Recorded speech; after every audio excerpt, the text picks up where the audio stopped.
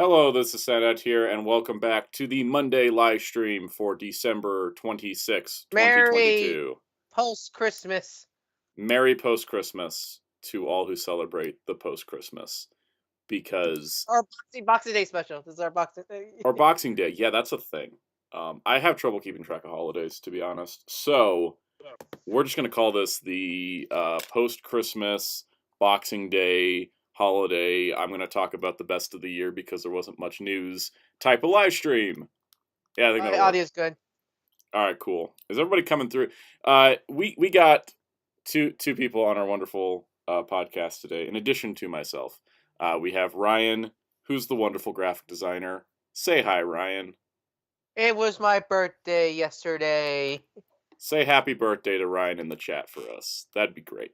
And our other co-host, we have Fighter Cows, also known as Jerry. Oh, okay. Also known as Jerry.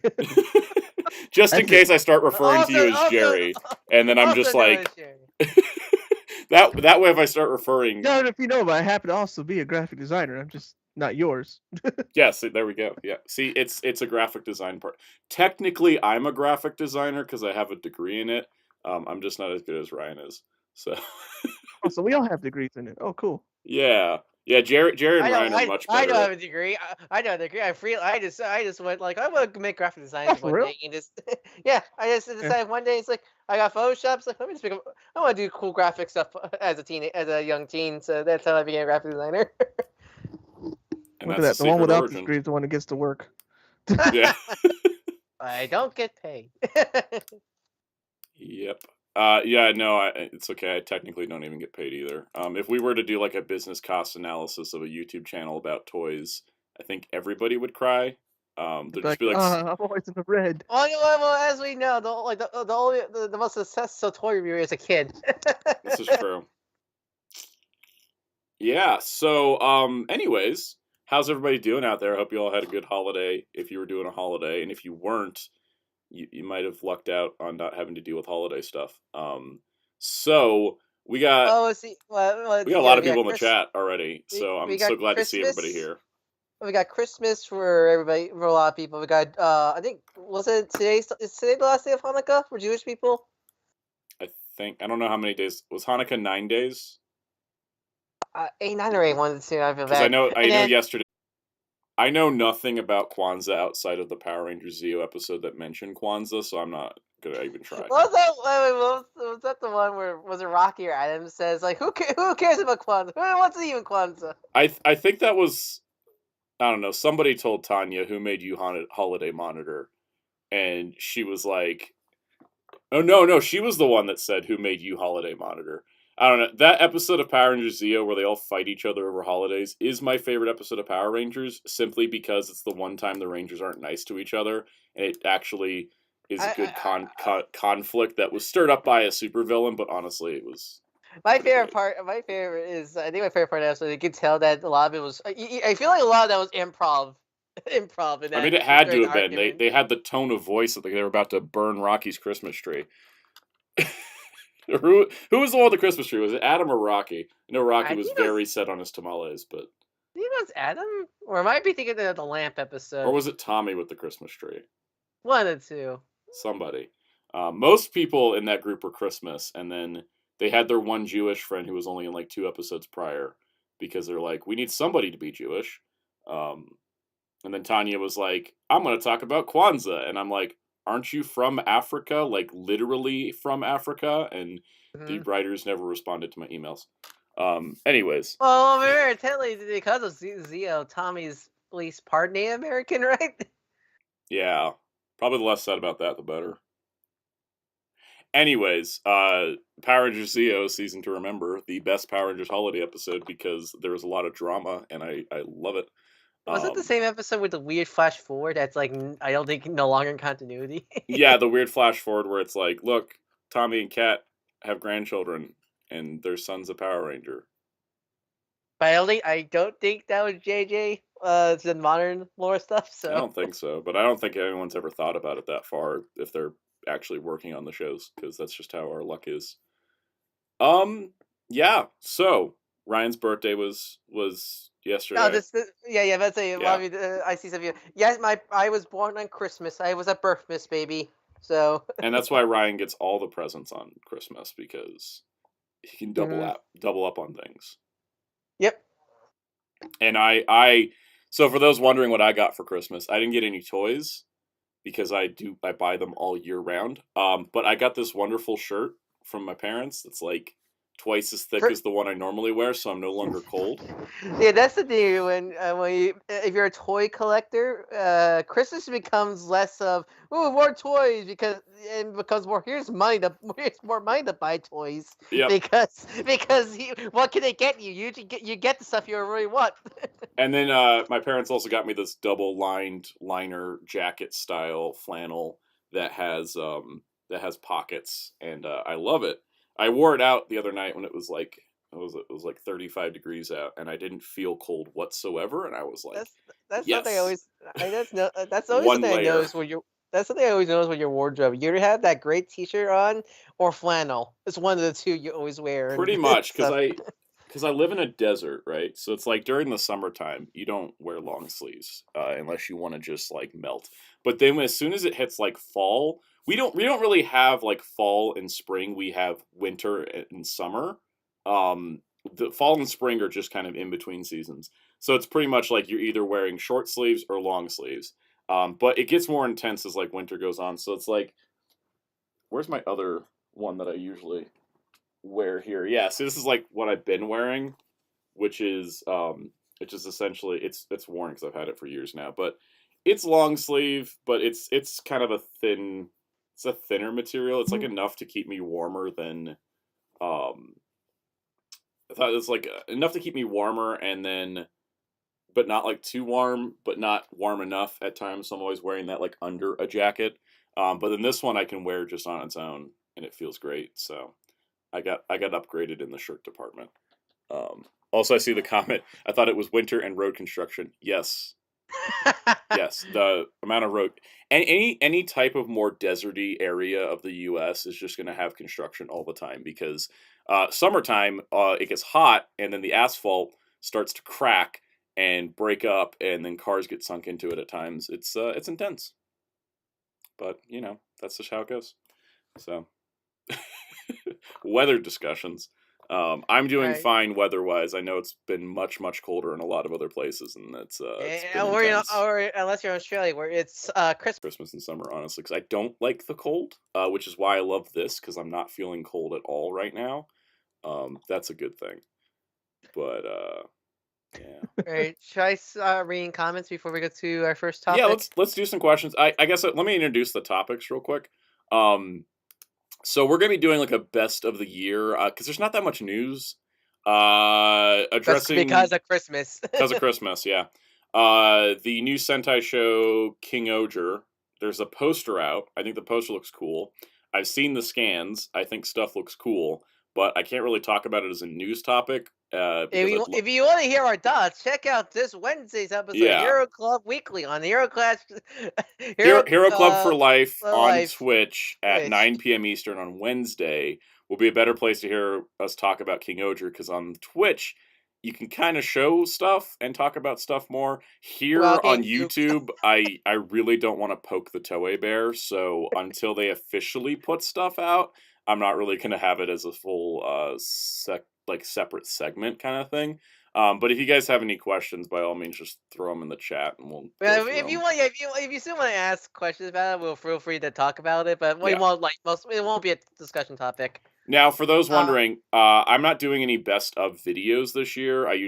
Last year and a year before, I've done like, what are my best favorite movies, best toys. I'm not doing any of that this year. We're just going to do it as a live stream, which is what we're doing today. I think it's fun to discuss it more than just go like, here's a video like top 10 of discussing. So the categories for the best topics I'm going to be bringing up are going to go in this order. So if you're not able to watch the entire stream, or you're catching this later and you want to jump to a certain segment, here's the order of topics. We're going to go best movies. Can you add chapters to live streams after they've been archived? I probably can. Yeah, I'm pretty sure you can. Because... Just add it to the description. Yep. I might do that later. But in case I don't, here's the order of categories. so everyone knows. We're going to do best movies, best shows, best anime, best tokusatsu, best Blu-ray, best comic books, best video game, best Transformers, best Marvel Legends, best tokusatsu roleplay, best other figures that don't fit in those categories, and we'll wrap it up with best SH Figure Arts, because I complain about SH Figure Arts. I should talk about the good ones. So in case you're wondering what order of events those are. Do you want to add one just additional, like, worst or disappointing figure? I could do a whole live stream on worst and disappointing things in 2022. Well, I say let's do just as a like a either maybe it's a middle, so we don't end the show on a downer. Just like not like a list, but more of like the one disappointment toy and media. So the like one. I mean, the thing is, if I start, I gotta say, the most disappointing media of the year for me was Gotham Knights, because I was looking forward to that game a whole lot and did not enjoy it whatsoever. There is some negative stuff in the video game section we'll talk about. In terms of worst toy, it's a hard pick because most things have been good. The Micromasters from Star Saber do not count. You know what? I'm just gonna say the worst figure that I've handled this year was the Marvel Legends Sharon Carter from the Infinity Ultron wave, because she uses parts from like 2012. Wow, and really? I just am like, why? The whole rest of the wave is brand new molds, so it sticks out even more. That's clearly the budget figure. She's clearly the budget figure, but she's awful, and her knees are gummy, and she can't stand. I'll complain about her in the rundown video, but that's probably the worst. The disappointing stuff comes from Figure Arts and the way they do accessories. So if I had, I think for me, disappointing media. If I have, because if I want to talk about disappointing shows, we'll be here for 3 hours.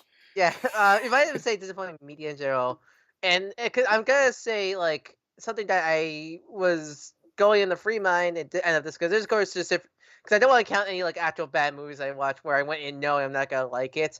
It'd probably be a tie for me with either Lightyear or Dawn Brothers, which I know that's controversial. Lightyear I wanted to like, I just didn't like a lot of the direction it went in. Even if I take out Buzz Lightyear Star Command, because I love that show a lot, and I feel like I kind of forgot Lightyear came out this year. Yeah, like Lightyear has a lot of things I could see potential in. I just feel like really they don't take advantage of. Like I think that film also kind of fits the same thing, but I had less high. There's less attachment to characters of Strange World since they're new. Yeah. Yeah. You know, I don't think that movie was okay, but I feel Lightyear disappointed me more as someone who just not even just a Buzz Lightyear fan, but it's just a sci-fi. I feel like there's a lot you could do with sci-fi. Worst figure, probably. I'm looking at my shelves. I might be a tie between Legacy Knockout, because maybe it could be my copy. My copy is so badly tolerant. He's based on Studio Series Jazz. Right? I don't mind Studio Series Jazz. Yeah. But Knockout, I don't know what happened. I'm not sure. It's finally got the mold decoration started again, or my copy is just really bad.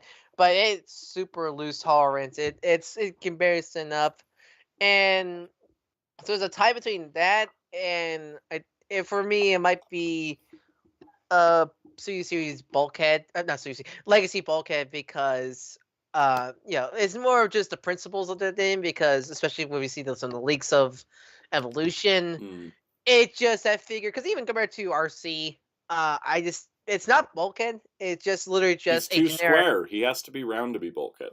Well, even because it's too generic body. Like if that was a Legacy Heatwave from Rescue Bots, fine, I could take that, because that fits Heatwave more. But as a Bulkhead, and I love the character Bulkhead, I'm just not a fan of that figure. But yeah, Jerry, you have any disappointments of 2020, 2022? You mean 2020 Part 3? Part 3, Season 3. For some reason, even though I don't hate it outright, Digimon Ghost game, I love it, but I also don't like how it's just. And apparently, from what you told me, it was because the Vital Bracelet took a while to get its Well, update. Yeah. well, I mean, to caveat, that came out last year, and Well, the last. Vital Bracelet B, because the plot couldn't progress until the Vital Bracelet B came out. That's kind of those unfortunate. It's kind of yeah, that's why I'm unfortunate like, The being- show hit like, because the thing is, I love the show, but they hit like a 20 Yeah. episode run where only like one episode had any sort of connection to the like exactly. overarching narrative. I'm like, that is Yes. too long to not be making any progress. Here's the thing with Ghost Game, I will argue, because that's the thing with Ghost Game. I would kind of agree, but if Ghost Game was written like something like 20 Digimon Adventure : Well, I mean, now like most three- Digimon shows are serialized. Ghost Game was the first one to yeah, go completely episodic, which is great because that means they can do whatever they want whenever they want. yeah, Ghost Game was But it did just sort of feel like they were spinning in circles for a bit because It did. there wasn't any like character development with the episodic stuff either, which is like Exactly. that was I think is like we weren't getting, you know, it was like everybody was kind of like learning lessons, but the lessons weren't progressing them as characters either. well, And I think that the actual producer like had this side comment where he was like, "Oh yes, you know, episodic means that we can just make one-off stories for a long time if we want to," which I think is fine, but also not fine because I think if you're watching it weekly, it's great, but if you ever get behind and you're trying to catch up, it makes it really hard. yeah, I think that's the thing. If you're Yeah, binging that's Ghost- which if is you're- how I've been watching it. I've been Yeah. behind, catching up in Mm. bunches, and I'm like, boy, nothing happens. Yeah, like that's the thing. Like with Ghost Game, it's definitely, I think, as a show, as a binge And I show. don't hate it though. I like. Well, yeah, that's testing- the thing, because Yeah. that's the thing about Ghost Game. I think is it's a show that you can't. I don't think is a like you can't really fault it because it never tries to be whenever it's not a big episode. It never tries to be a something it's not, and I like that about it. And for me, I think one thing I like about Ghost Game is I think having this episodic formula actually shows the Digimon more, because that's the only thing with Digimon is there's so much Digimon, but a lot of people go like, I didn't know that Digimon exists and such like that, and I kind of like the whole variety of Ghost Game. Got so many different Digimon. It's That, also like- nice because they've made a concerned effort to make sure the kids in Digimon are equal players as characters by having less kids and less. Just the Tai show, not even the Mad Yeah. Tai show, and mostly the Tai series from what I've seen, where a lot of characters like Joe and Izzy get very left behind from what I've seen of Colin. Here, like, we have our Kyo episode, you have your Hero episode, your Rui episode, and this Colin that, and such like that. So but adding Also, to get that, because I have more Ghost Game as a topic later, so I'm gonna pivot us slightly back on track. Also, well, we with need the to read. record, I'm gonna read chat. We need to read chat me. before we do anything. Yeah, let's do some chat stuff because I'm like alright. we're talking about Ghost Game. I'm like I have that as a spot down here Well, for us to talk about. So But all right, so sorry, we have the Russian Wander. Merry Christmas, good sir. All right, and so do you hear that one person who? How do you decide? How do you describe Turn A Gundam? my brain does not have enough energy to figure out that answer. We'll do that one later. I can only think of my Disney XD will get banned off Twitch if I say it thing. Yeah, exactly. And favorite I mean, Turn A character design. Harry Ord. I love Harry Ord. He's my Skype icon. Harry Ord's indescribable glasses, where they're two separate lenses that just plug into his head, is the best thing ever. I just imagine it's one of those, like, there's like a strap behind the head that goes like you just don't see because of the hair. kind of thing. Exactly. Yeah, it has to be. Let's see. SH4 Jason, do you think Warner Brothers would do a Blu-ray release of Max Fleischer Superman cartoons? Are those public domain? Someone did a Blu-ray, and I don't think it was Warner Brothers because those are public domain. So you can find a Blu-ray of them. I do know that they are in HD on HBO Max as long as they're on HBO Max. But they have Warner hasn't done their own Blu-ray, but I know somebody else did. Was it Kino Lorber? Somebody did it. Since it's public domain, anybody can do it. Since anybody can do it. There's no stuff like that. Watch Wonder again. Do you think Master Rider and Dragon Knight are lost Mia? No, they're not. They're easily available as long as you look them up. I mean, if like Master Rider's like original broadcast masters, where it's in good quality, is lost media, but I mean, the show isn't. We have it. I remember it was Joe or someone else, but someone did like a big HD remaster of Mask Rider for the fun of it. I remember. Yeah, they hated Um, themselves after that. but still, like I remember when Netflix were getting rid of all the we're getting rid of all the Saban deal shows like the Power Rangers and Mask Rider and Beetleborg, VR Troopers and Beetleborg. 'Cause I was seeing some people go like, "Oh man, VR Troopers and Beetleborg be lost media." It's like no, they aren't. They're like they were The available. DVDs exist, which means they're not lost. Like DVDs are they're out of print, but since there were like a number of them, and people probably already ripped those episodes from those DVDs to upload online, so they're not lost. like if no one's done it, like somebody with those DVDs will rip it and upload it if need be. Like Wouldn't I have all the be something Beetleborgs like those Doctor Who episodes. Yes, because those are burnt. Those Yeah. things are lost. Those are lost Yeah. because you can't find them, and the only way to find them is if someone had a recording of it that was at like another broadcast station. It's not like London After Midnight, where the last known copy died in a warehouse fire.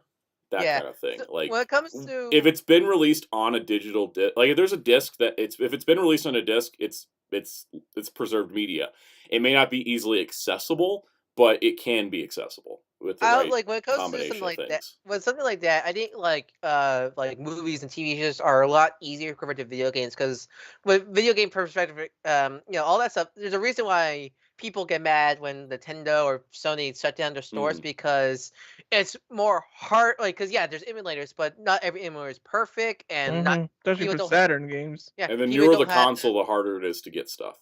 So you could emulate this rare PS2 game, but is your PC powerful enough? Is the emulator good enough to run it and all that stuff? And some people don't want to play their games on PC, rather play on the console. So that's why video game. That's why like digital stores, like if something's only digital, it's really hard to recover it. There are instances like websites haven't been well backed up from the early 2000s, and a lot of that stuff's become lost media.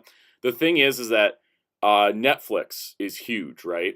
And the thing I worry about is that one day Netflix will shut down. Not because of shows like any of the anime they picked up or like Stranger Things or anything, because those shows are popular enough for them to be pirated. It's the shows that don't have as big a popularity. They go like if someone recorded this. The random reality shows, those will go poof forever. Yeah, we talk about this. We talk documentaries, behind the scenes stuff. That stuff will go poof. Because Agents of S.H.I.E.L.D. had this behind the scenes series that was on ABC's YouTube channel, and I can only find 16 out of the 23 episodes, and that's something I think has become lost media because I can't find anybody that's uploaded online, and I don't want to file it as lost media because it's only from like 9 years ago, but like nobody has it upload like a bunch of those episodes uploaded otherwise.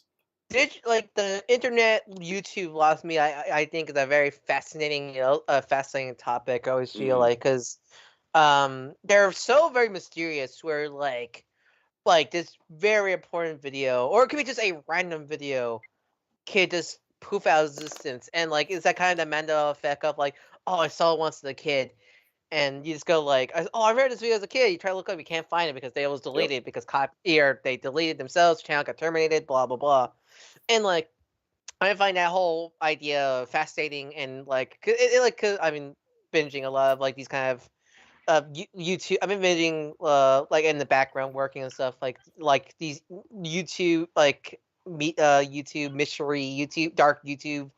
There's a lot of stuff on it, and honestly, it could be its own live stream. So I'm going to pivot us off of Lost Media because I could go on about it for hours. I could go on to Lost Media for hours, but that's the basics we'll go for this time. Let's see. Read more. People complain the Legacy had watch water. People complain that Legacy had G105 just because of Prime designs. It's just the weird thing that only Prime. It's only the Prime first three Prime characters. Well, yeah, because like the Skyquake that leaked is a mixture of G1 and Prime, whereas RC was more G1 so that she could be repainted into stuff like Road Rocket. Bulkhead is more G1 because they're probably using that mold for something. Knockout was more G1 because they're reusing Studio Series Jazz, that kind of thing. But I think they know that was unpopular because of the reaction they got from the fandom, and now they started transitioning because we're seeing stuff like Armada stuff is not G1ified or even like animated. animated. Yeah, like even animated Prowl is definitely G1ified, but he still has a spirit of animated Prowl in the design. exactly. They know that wasn't popular, and they've already started to correct for it. So, True Buster, how do you feel about Ryuki and Black releasing the same month in Blu-ray? as a fan, it's great. As someone that has to buy them, it sucks. As somebody has to do videos on them, oh my god. I hate when stuff releases too close together because now it's like, oh, do I combine Ryuki and Black into one video? Well, no, that's not fair because the Black release is going to be better. Do I do them as separate videos? Okay, but do I do them back to back? Do I do them separate weeks? How do I space it out so there's not too much Kamen Rider on the channel? So it's a scheduling nightmare. But considering how Shout keeps taking like 3 to 4 weeks to deliver a package, maybe it won't be an issue. But it's cool, True Buster, but also awful. True Buster. You watched any anime recently? Well, that's gonna be discussed. That'll be a topic later in the video. Yeah. So we're gonna talk about it later. Let's see. Let's see. Dots on the Jason. Dot on the Regulus poster. The one that has Chuck Scott Beth, great and powered. It made me so happy because anytime you put Chuck Scott and Beth in any Ultraman thing, I'm sold. I guess I can talk about it because it's not technically spoilers. It's been on YouTube for like a week now. When Ultra Galaxy Fight the Destined Crossroad has a whole segment where they go visit Ultraman Noah, and the warriors training on Noah's planet are Chuck Scott and Beth, and they like show up, and then Nexus shows up. It's like, oh, it's like my favorite Ultra show with like my favorite non-main series Ultra thing. So Super I made me very happy. I love the Ultra Force. They're great. Do more stuff with them. With Blue Baron, do you think Mill Creek will announce a new English Ultraman deal soon? No, because Mill Creek is notoriously bad at announcing stuff. Like, unless we find listings on Deep Discount or Amazon or that one Canadian retailer, we basically don't know anything until like the month before it comes out or the month of release. So I don't think Mill Creek's going to say anything. It's probably going to be more likely that I'm just on Amazon and I'm like, oh, look, there's the page for Ultraman Taiga. That's just likely what's going to happen, because it did seem like Keith Aiken was the guy to sort of communicate things because he was working with them, but he's not working with them anymore. He was only working with them for basically the Showa sets, and then he had some info about the others, but he hasn't said anything in a while.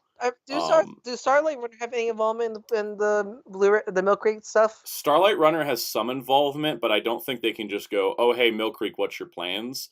So like deal with Super Eye and Starlight, was that also the same time as the Mill Creek deal? Yeah, the first deal that Subaraya made after talking apparently with Sean. I think the timeline was that Subaraya wanted to do global expansion because they got their rights cleared up. They talked to Sean Nichols because they were doing an Ultraman Max anniversary thing, and then Sean was like, "Oh, I'm doing outreach for Japanese companies."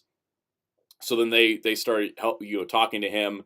That probably led to Starlight Runner, and then after Starlight Runner, they got to the Mill Creek deal. This all happened very quickly, but I think the order of events was Subaraya to Sean Nichols, and then they went to Starlight Runner, and then they went to Mill Creek.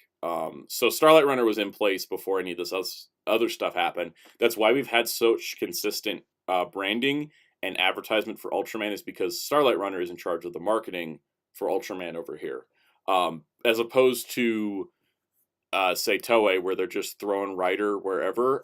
There is a consistency to Ultraman because of Starlight Runner being the go-between between Subaraya and everybody else. Let's see, Commerce C4, how did dubbing companies get the rights to do anime? There's usually multiple things. Either A, the company goes to the dubbing company has some money, it has some they have, like, let's say they're in leagues with the company working. Like, I know, like Crunchyroll funds some anime, so of course they'll get the rights to dub it since they fund it. Sometimes they'll buy the license to dub the anime. There's a lot of multiple things. There's ways to do it. Sometimes it depends. Is like, sometimes a company will just ask, hey, can we dub this? Some Japanese studios will not let them dub things, or they'll say, okay, here's your materials, and they're like, oh, let's do a dub, and they're like, oh, we don't have the music and effects track. And then they ask the Japanese company, oh, can we have the music and effects track itself? And they're like, oh, we don't have that anymore. That's happened to Discotek. They wanted to dub some stuff, but they can't, because unless you have music and effects as a separate track from the dialogue, you can't dub it. without Yeah, having to recreate the dubbing, music and effects, which is really, really expensive. dubbing is a lot more harder than a lot of people think it is. Hmm. We're not even talking about lip syncing. We're talking about everything from audio mixing and all that stuff. Yeah. Mr. Bell, you got the Ore special set yet? I've been having fun with them. Also, seen any Garo? Well, All right. So first of all, I did get the Fusion Card special set. It came in last week during the live stream. So if you want to go watch me play around with it, check last week's archive. There'll be a video on this coming, I think, Friday. Just it's going to take me a while to edit the video once I shoot it, which I haven't done yet. Raiga yet? Have you found Raiga yet? Or no? I don't think Raiga's in it. I've tried everything. Like I found Luna Miracle Zero, but I can't get Raiga. Oh, really? So Corona Strong Zero somewhere in there then. I think it's because we don't have a Cosmos Corona card. Yeah. As for Garo, I have seen every single Garo series. It's my favorite Tokusatsu franchise ever. Sounds the biggest Garo fan I know. Yeah, like literally, I don't know anybody else that's a bigger Garo fan than me because I've watched everything. I have friends who have watched some, but not all. Probably people in Indonesia, because isn't Garo really popular in Indonesia? Yeah, it's really popular in Indonesia. In terms of it disappearing from Crunchyroll, I'm going to just assume the license expired, which is sad because it seems like we were getting more Garo, but it's all just kind of dried up. Wait, the franchise sort of dried up. Is that the deal for the anime specifically? Yeah, the animes, because the animes were on Crunchyroll, but I know they started vanishing randomly. Well, because Funimation had the right to dub the animes, but then the whole merger happened, so I think they still would have the rights if they wanted to renew it, but I don't think it's performed well enough for them to want to renew it. Because I'm pretty sure the Blu-rays are still in print. You can still get them. Let me go check Right Stuff right now. I have Vanishing Line. I still need to get the previous animes. I know they did complete sets, which were much more price friendly because Funimation Crunchyroll prices suck. Yeah, because I got the where they call the yeah, you can get the complete series. The first two animes are still available. The first anime movie is available. They never made the second anime movie, and some of the live action stuff is still there, but not much. Kraken still has the rights to Kraken's dead. First. Well, Kraken Sentai Filmworks, yeah, they still got the rights at least to keep them in print, but it does seem like the stock's running out. If there's anything Garo, the original series Makai Senki, the Red Requiem, the two specials are pretty dirt cheap. Like, Sentai has sales almost, I feel like, every month. On Right Stuff right now, you can get most of the live action Garo stuff between $5 and $8 a volume. So have at it. I would like to see Garo get a resurgence because there are stuff we never got, and I think it could do really well, especially with our Tokusatsu boom we're going through right now. But it just depends. I mean, J horror popular, so like, I would love the day where Garo gets more recognition so much. Let's see. Here's hoping we'll get released a Yu-Gi-Oh that has both dub and sub. Isn't there a thing with 4K that can't let them? 4K media that won't let them release sub? I honestly don't know what's going on with the rights to Yu-Gi-Oh because it used to be 4K media, and there was something with Konami, and then I don't know. No, because from what I read, is 4K got turned into like Konami's like English production studio. Yeah. Because it got merged into Konami, from what I understand. Like 4K, like it's still technically 4Kids to this day still, but like it's as an update. The only Garo left on Crunchyroll is Vanishing Line. Which is the best anime, but yeah. See, the thing is that like I think that 4K is like, oh, we don't want Yu-Gi-Oh subbed, but yet Crunchyroll's got GX, Yu-Gi-Oh, 5Ds, all sub and dub. I think that's it's like the Yu-Gi-Oh whole situation, which is so weird because I don't know if Studio Gallop has a different like I know because there was a whole thing with Studio Gallop 4K media during the was it Zexal or 5Ds, one of the two.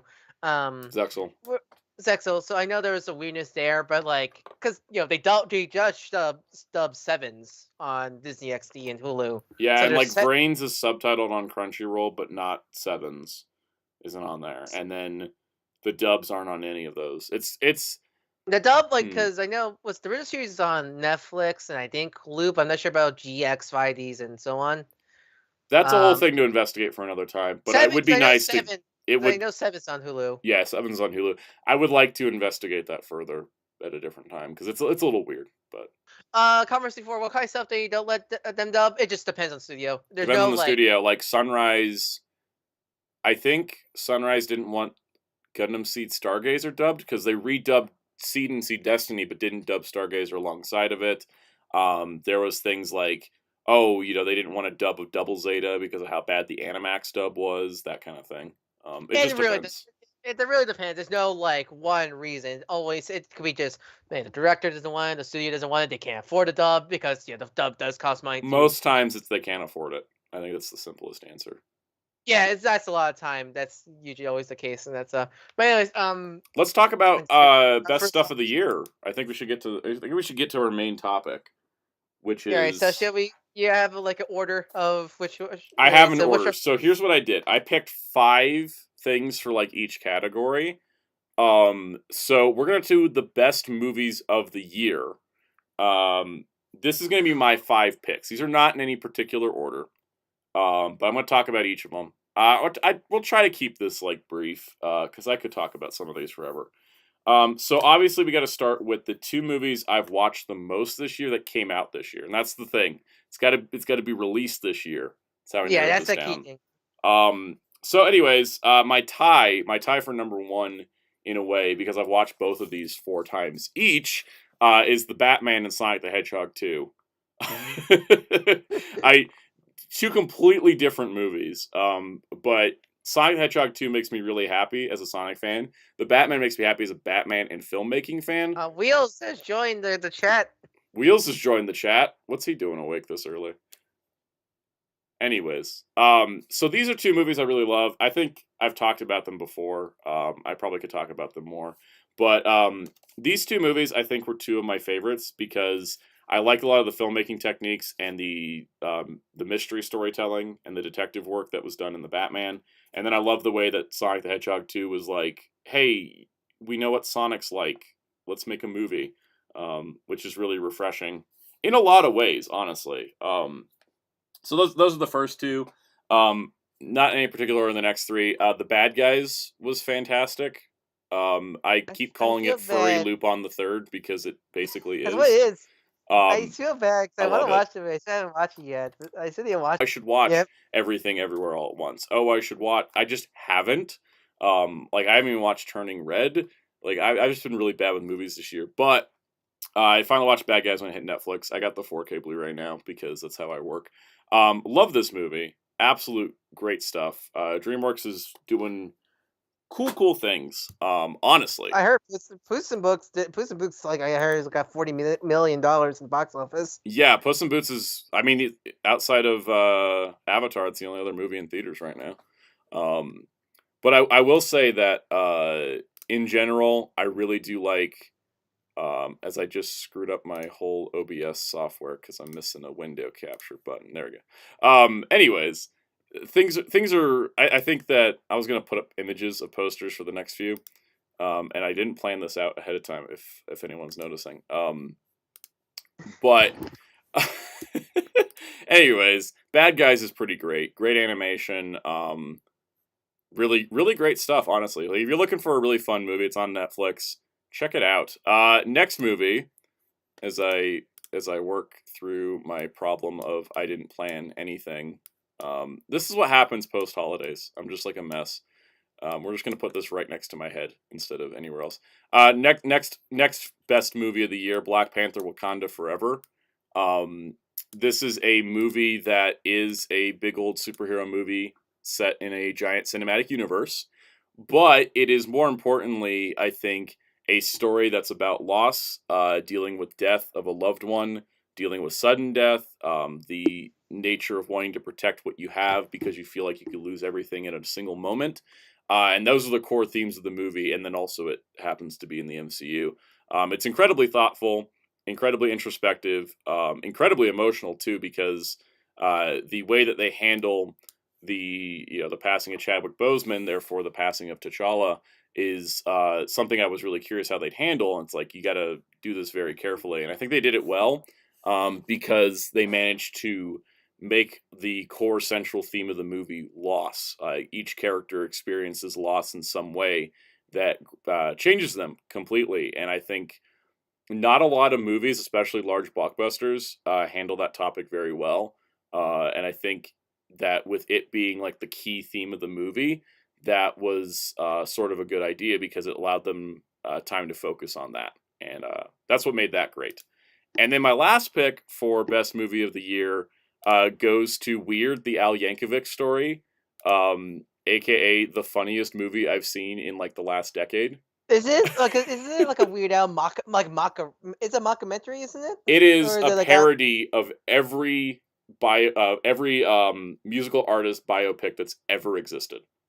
Like every trope you've ever seen in a biopic about a musical artist, and down to the trailer of this movie, they parody every single part of it. It's got like the overdramatic dramatization of things that were really happening. It's got kind of neat little moments that tie into real things that happen, but then it ramps it up to like an 11.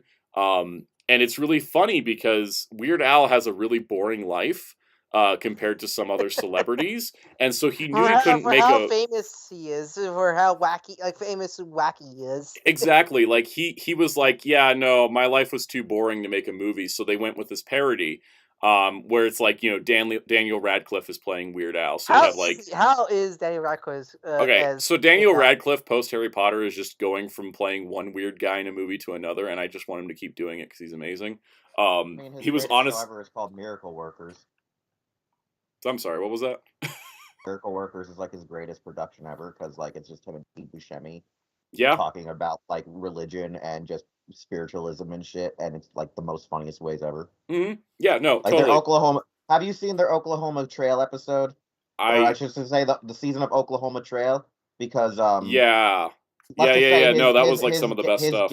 his gay crazy spritzer in the saloon is probably one of the greatest out of context things ever. That's so in context, it's not even funny. Yep.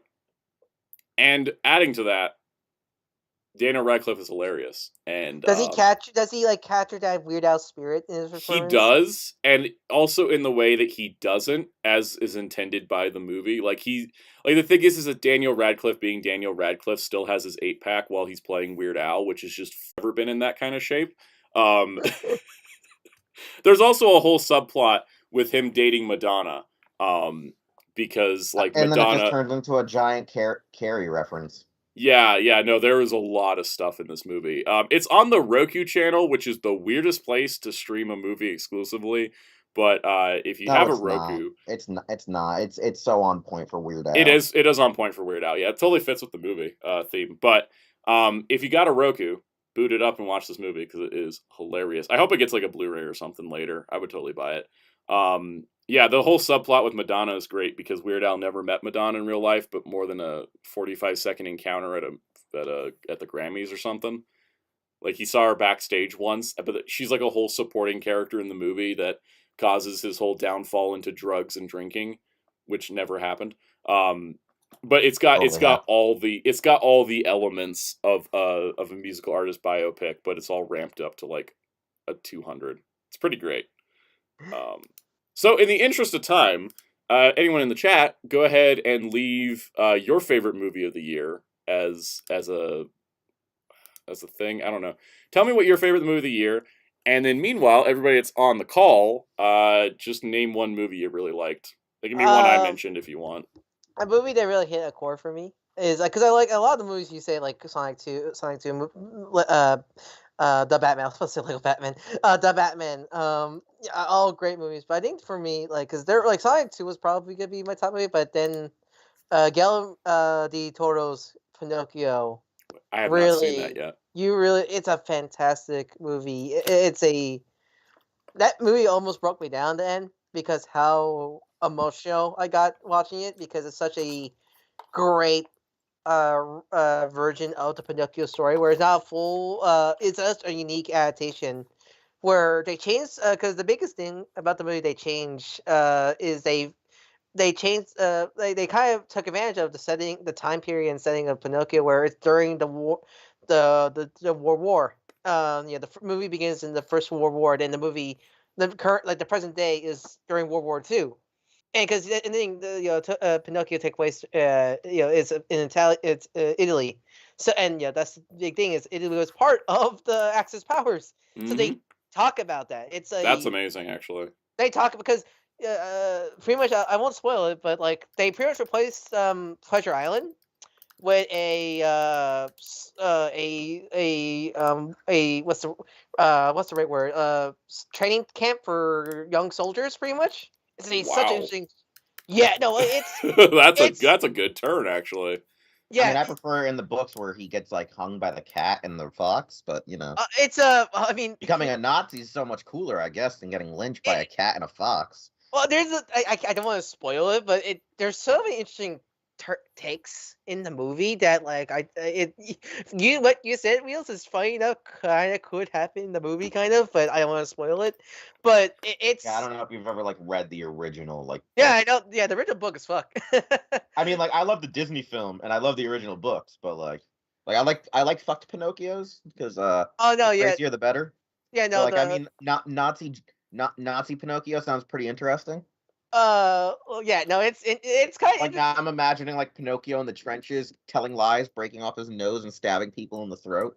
I don't want to spoil, but there's something kind of like that in the movie. I really need to see this movie. Holy cow! Yeah, I know. The fact that I'm just making shit up and Rye's just like, oh shit, he's onto something here, and he hasn't even seen this movie. Me. Yeah. Anyways, make your last statement on the Pinocchio, because I do want to. We have a lot of topics, so I'm gonna move this along. So got that stuff, but like it's such a emotional story because it really is about. It really does question what does it mean to be a real boy in such a fascinating way that I really do recommend the movie because it does get really philosophical about it. It's great. So if you have a Netflix, go watch it, and also watch the behind the scenes feature that Netflix also has because they actually release bonus features. I know, yeah, I know, right? Oh, that's great. A 30-minute documentary video about the development of the movie and how Guillermo del Toro talking about the history and the production with the movie. You see the stop motion animators work so hard in the movie, and God, the mechanics in that movie is amazing. Yeah, so Pinocchio on Netflix would be Ryan's pick. I'm going to interject real quick. It's not a movie necessarily, but it's a documentary. How do I point? I can't point very well. There we go. Mickey, the Story of a Mouse on Disney Plus is like the best documentary I've watched this year.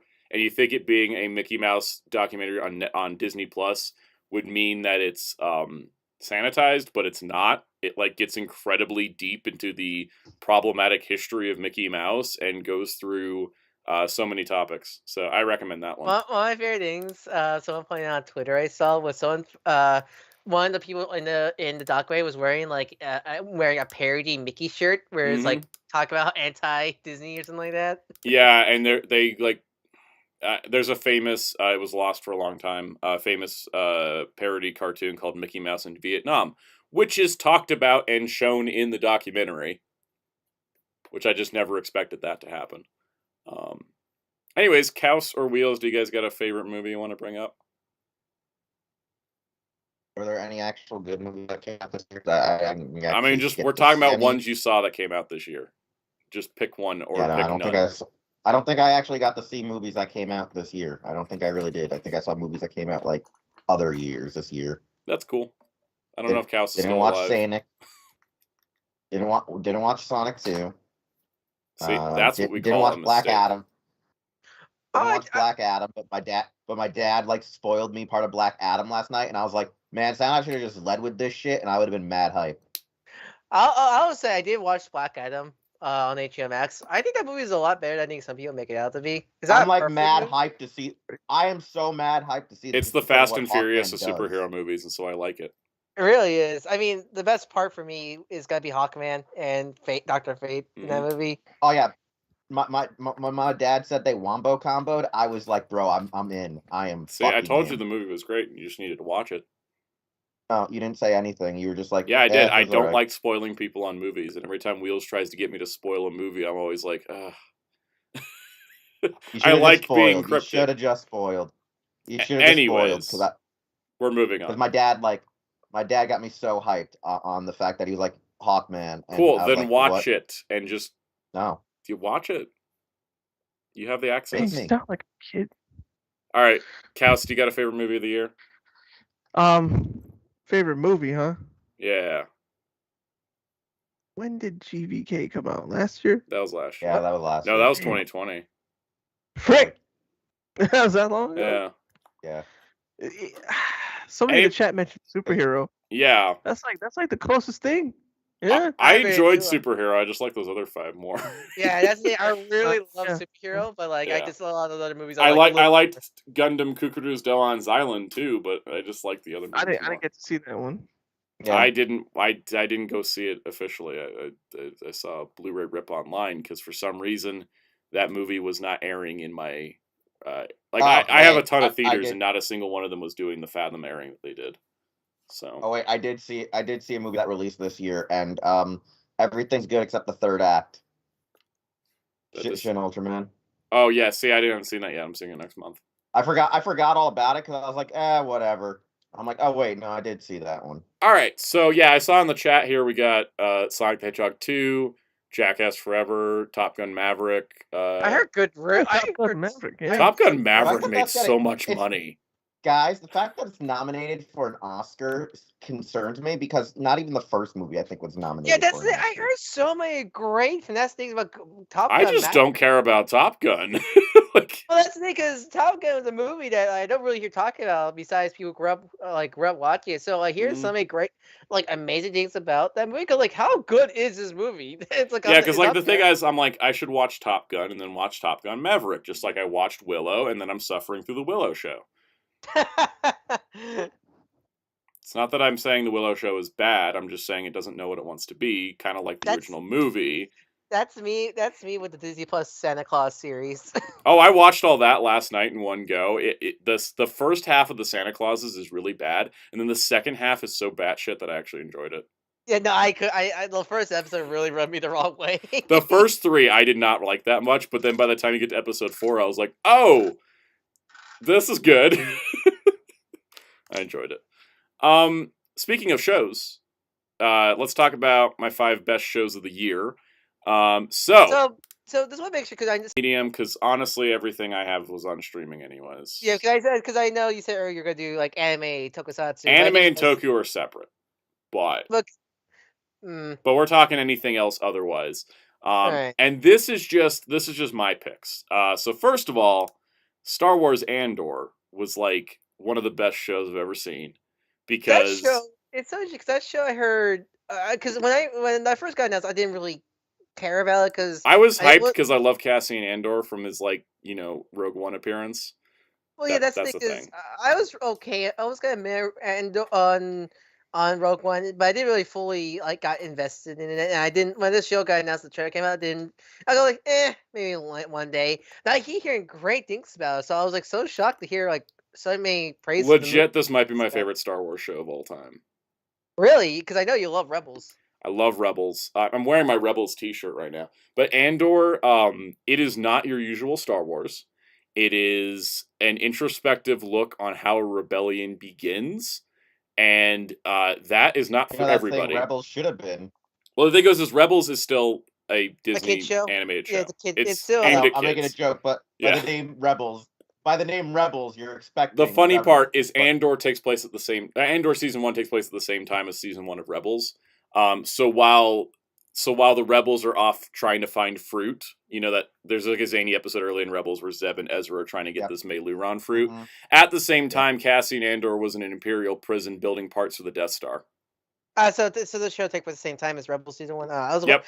I do plan to do a Star Wars marathon. And that is a going minor into- spoiler, but this is a 12-episode show where every episode is 40 to 50 minutes. That's not that much of a spoiler. Wait. A Disney live action series? That's 12 episodes. 12 episodes. And Yes. 12 episodes and 40 minutes? What is it? This is a long show. And the thing is that, in the beginning of the show, you're like, wow, this is a lot of characters. Am I supposed to care about all of these?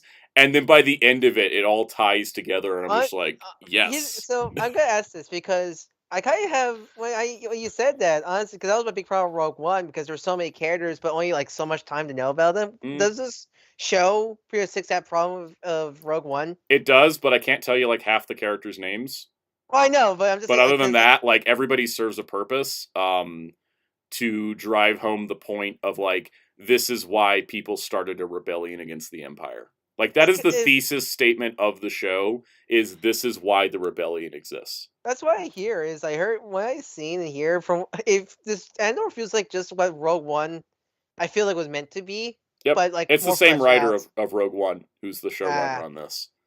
So Yeah, because that's always the problem I have with Rogue One. I feel like if it was more time, mhm. then I think this movie would have been. I think I would like the movie more.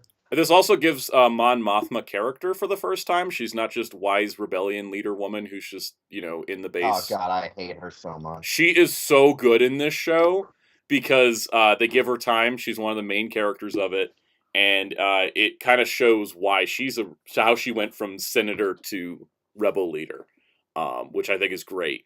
Because honestly, like, it gave her so much more character than she's ever gotten before. And it's really awesome. She's essentially, she's in the position, she's the one senator that cares about the people. The rest are just like, the Empire's just going to do what the Empire does. We don't need to help people. But she's like, no, we should help people. And the Empire's like, we're watching everything you do. Every moment of your life, we are watching you. And she has to figure out how to work around that. And it's great contrast because she's in Coruscant where, like, Cassian's running around these backwater planets where everybody's poor and dying. So it's really interesting. And then also the Imperial characters are actually main characters. Like, the Imperial characters are main characters as well, and watching them try to figure out what's going on is fascinating because, like, they don't know there's a rebellion when the show starts, but as over the course of the show, it shows how the Empire found out the rebellion was a thing. And I can't wait for season 2 because this season was so good. It's definitely one of those shows though that's like, the overall, like, 12 episode experience is more worth it than any individual component of it. It really works as a whole. It's one of those whole shows kind of thing. Like, I can't pull out an episode I liked more than any of the others. Also, Andy Serkis got to do acting, like, on camera, not mocapped, which is always great. Well, that's actually nice. Yeah. So, Andor. Next show. This should come as no surprise because Netflix was really good. I heard great things about this show. I was sitting and waiting for it to get renewed for the longest time, and I'm glad it did. This does a great job of taking a Neil Gaiman Sandman comic, updating it to a modern setting, and just bringing all those themes and elements together in what is a really good visual style. Like, it's nothing that could ever compete with the comic, but when can anything live compete with artwork on a comic? But honestly, the show's great. A lot of the actors do such a fantastic job in it. And I really do love this show. And it's the first time this year that Netflix said, yeah, Star Wars wasted Gwendolyn Christie. Let's put her in a major role in a show. And she was awesome as Lucifer. She was amazing. So I really liked Sandman. And it was cool too. They had a bonus episode. She was Captain Phasma in Star Wars. Okay. Yep, where she had 10 minutes of screen time and didn't get to do anything cool. And I was like, why would you waste Gwendolyn Christie like this? Stand on a AT-AT, if I recall. That's all I remember. Was she ever? That was in the deleted scene, Will. Yeah, that was in the deleted scenes, was it? Well, she had this really cool scene, and it was cut from the movie. And I was like, why did you waste this actor so much? Why? Why do you waste Gwendolyn Christie? She was in Game of Thrones, and yep. You know. It's the Game of Thrones curse. You're either a good actor who doesn't get good parts, or you're a bad actor who gets good parts and then bombs an entire project. Looking at Kit Harington. Yeah, no, so it's he's great. He's an alcoholic. There's a difference. So the great thing with Sandman is because it's adapting issues of the comic. A lot of the episodes correlate to issues, and it's pretty great. I saw a comment. I was like, was the bonus episode needed? Needed, not really, but to adapt 2 more issues of the comic, sure, why not? I think it was supposed to be kind of like a surprise. Here's an extra episode. Watch it so our ratings go up. And I don't know if it helped, but hey, we got a season 2, so. Hey, you and Jerry are gonna love the meme I just sent you guys. Cool. I'll look at it later. I don't know. I feel like it fits your live stream really well. Did you send it on Skype? I sent it to you on Facebook. Oh, now I have to open my phone on camera.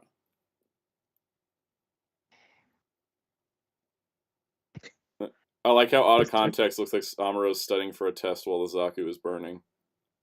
Yeah, no, I thought it was funny. That's pretty funny. That is. Can I show it on stream through the camera without it going. Yeah, see, there's an image of Amuro in the Gundam reading a book on Manual. re-entry while things are crashing. Yeah. All right.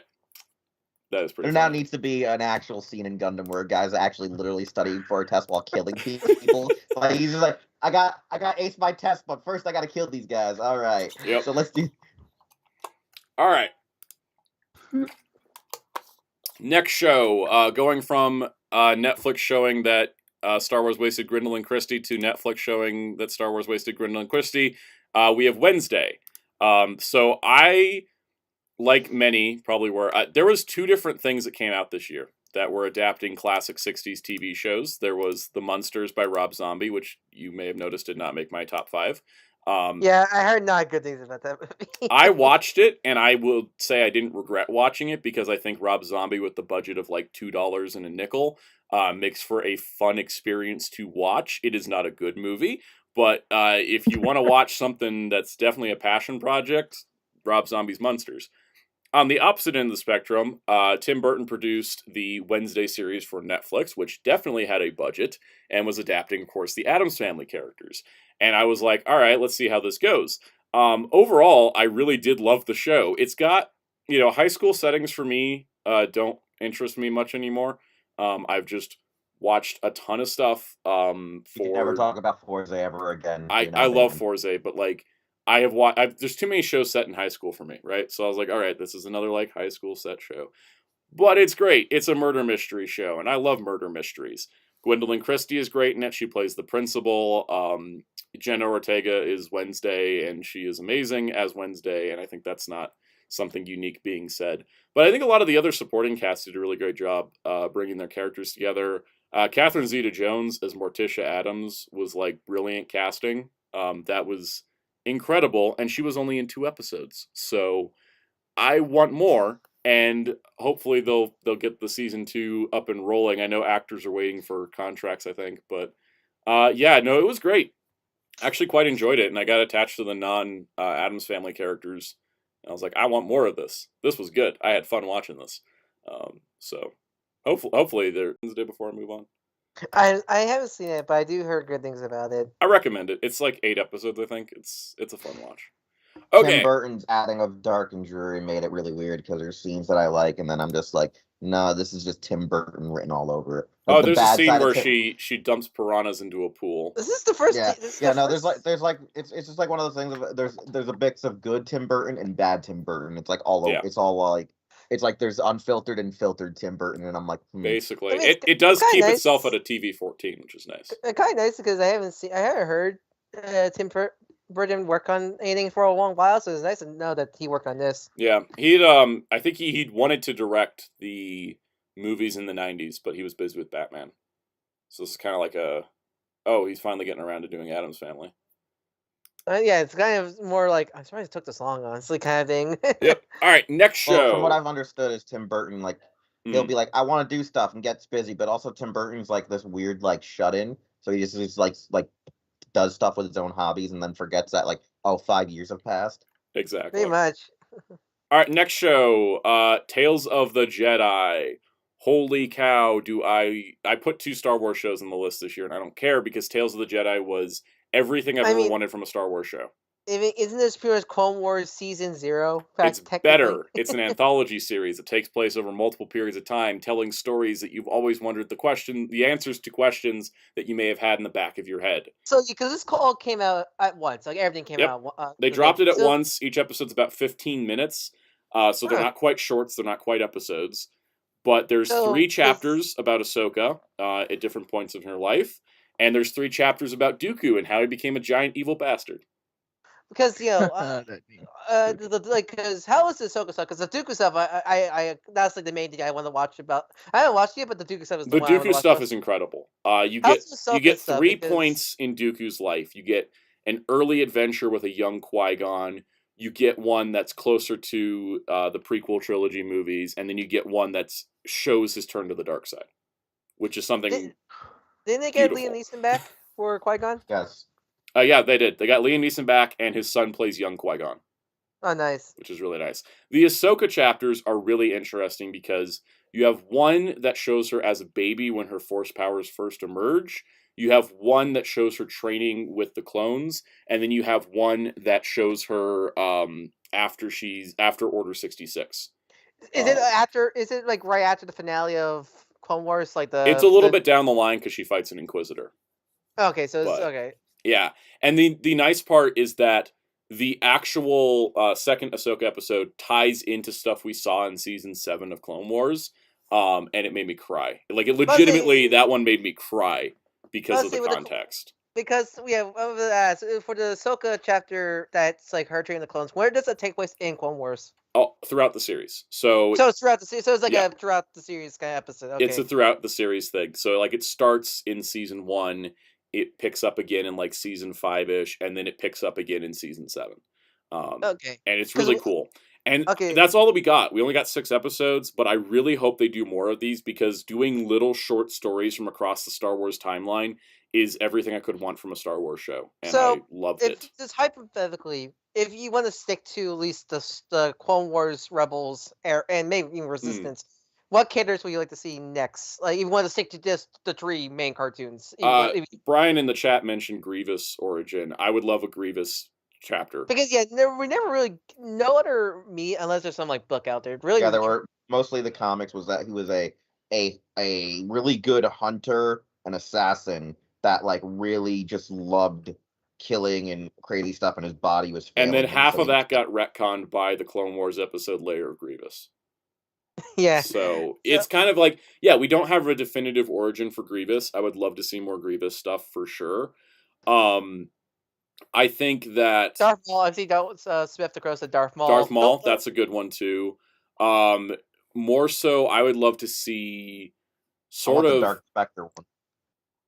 what would be another good one. Let's just go with like Clone Wars era characters to make it simple. Blue fucking Clune. Plo Koon. Plo Koon would be a fantastic I one. said Blue's Clues for a second. Oh, yeah, that too. I would love to see how Blue became a Jedi and Yes. Magenta became a Sith. Oh, Lord. we already have Shaggy. We already have Shaggy. So Yeah, we have Shaggy Rojo, Shaggy Verde, Shaggy Ultra Instinct. Also, they could do other ones like Plo Koon, Kit Fisto, Ayla Secura, Luminar Unduli, Shock T. Like, they can be, honestly, you any know, more the Qui-Gon. Jedi. I want to say More like, Qui-Gon would be great. Well, yeah, we need to see when he was a cowboy. Yep. Ventress it needs origin to actually story would be happen. good too. SSJ4 Jason said Ventress. I still want them to they sort of started recanonizing the Tartakovsky Clone Wars in some of the extended material. So like just do those as Tales of the Jedi episodes. I think because with Tartakovsky Clone Wars, it's only really the second season, quote unquote, that's kind of hard to fit in with the modern modern stuff. Because a lot of the Season early one's stuff fine. works if you just go with, oh, they assumed Ventress is dead, but she was fine.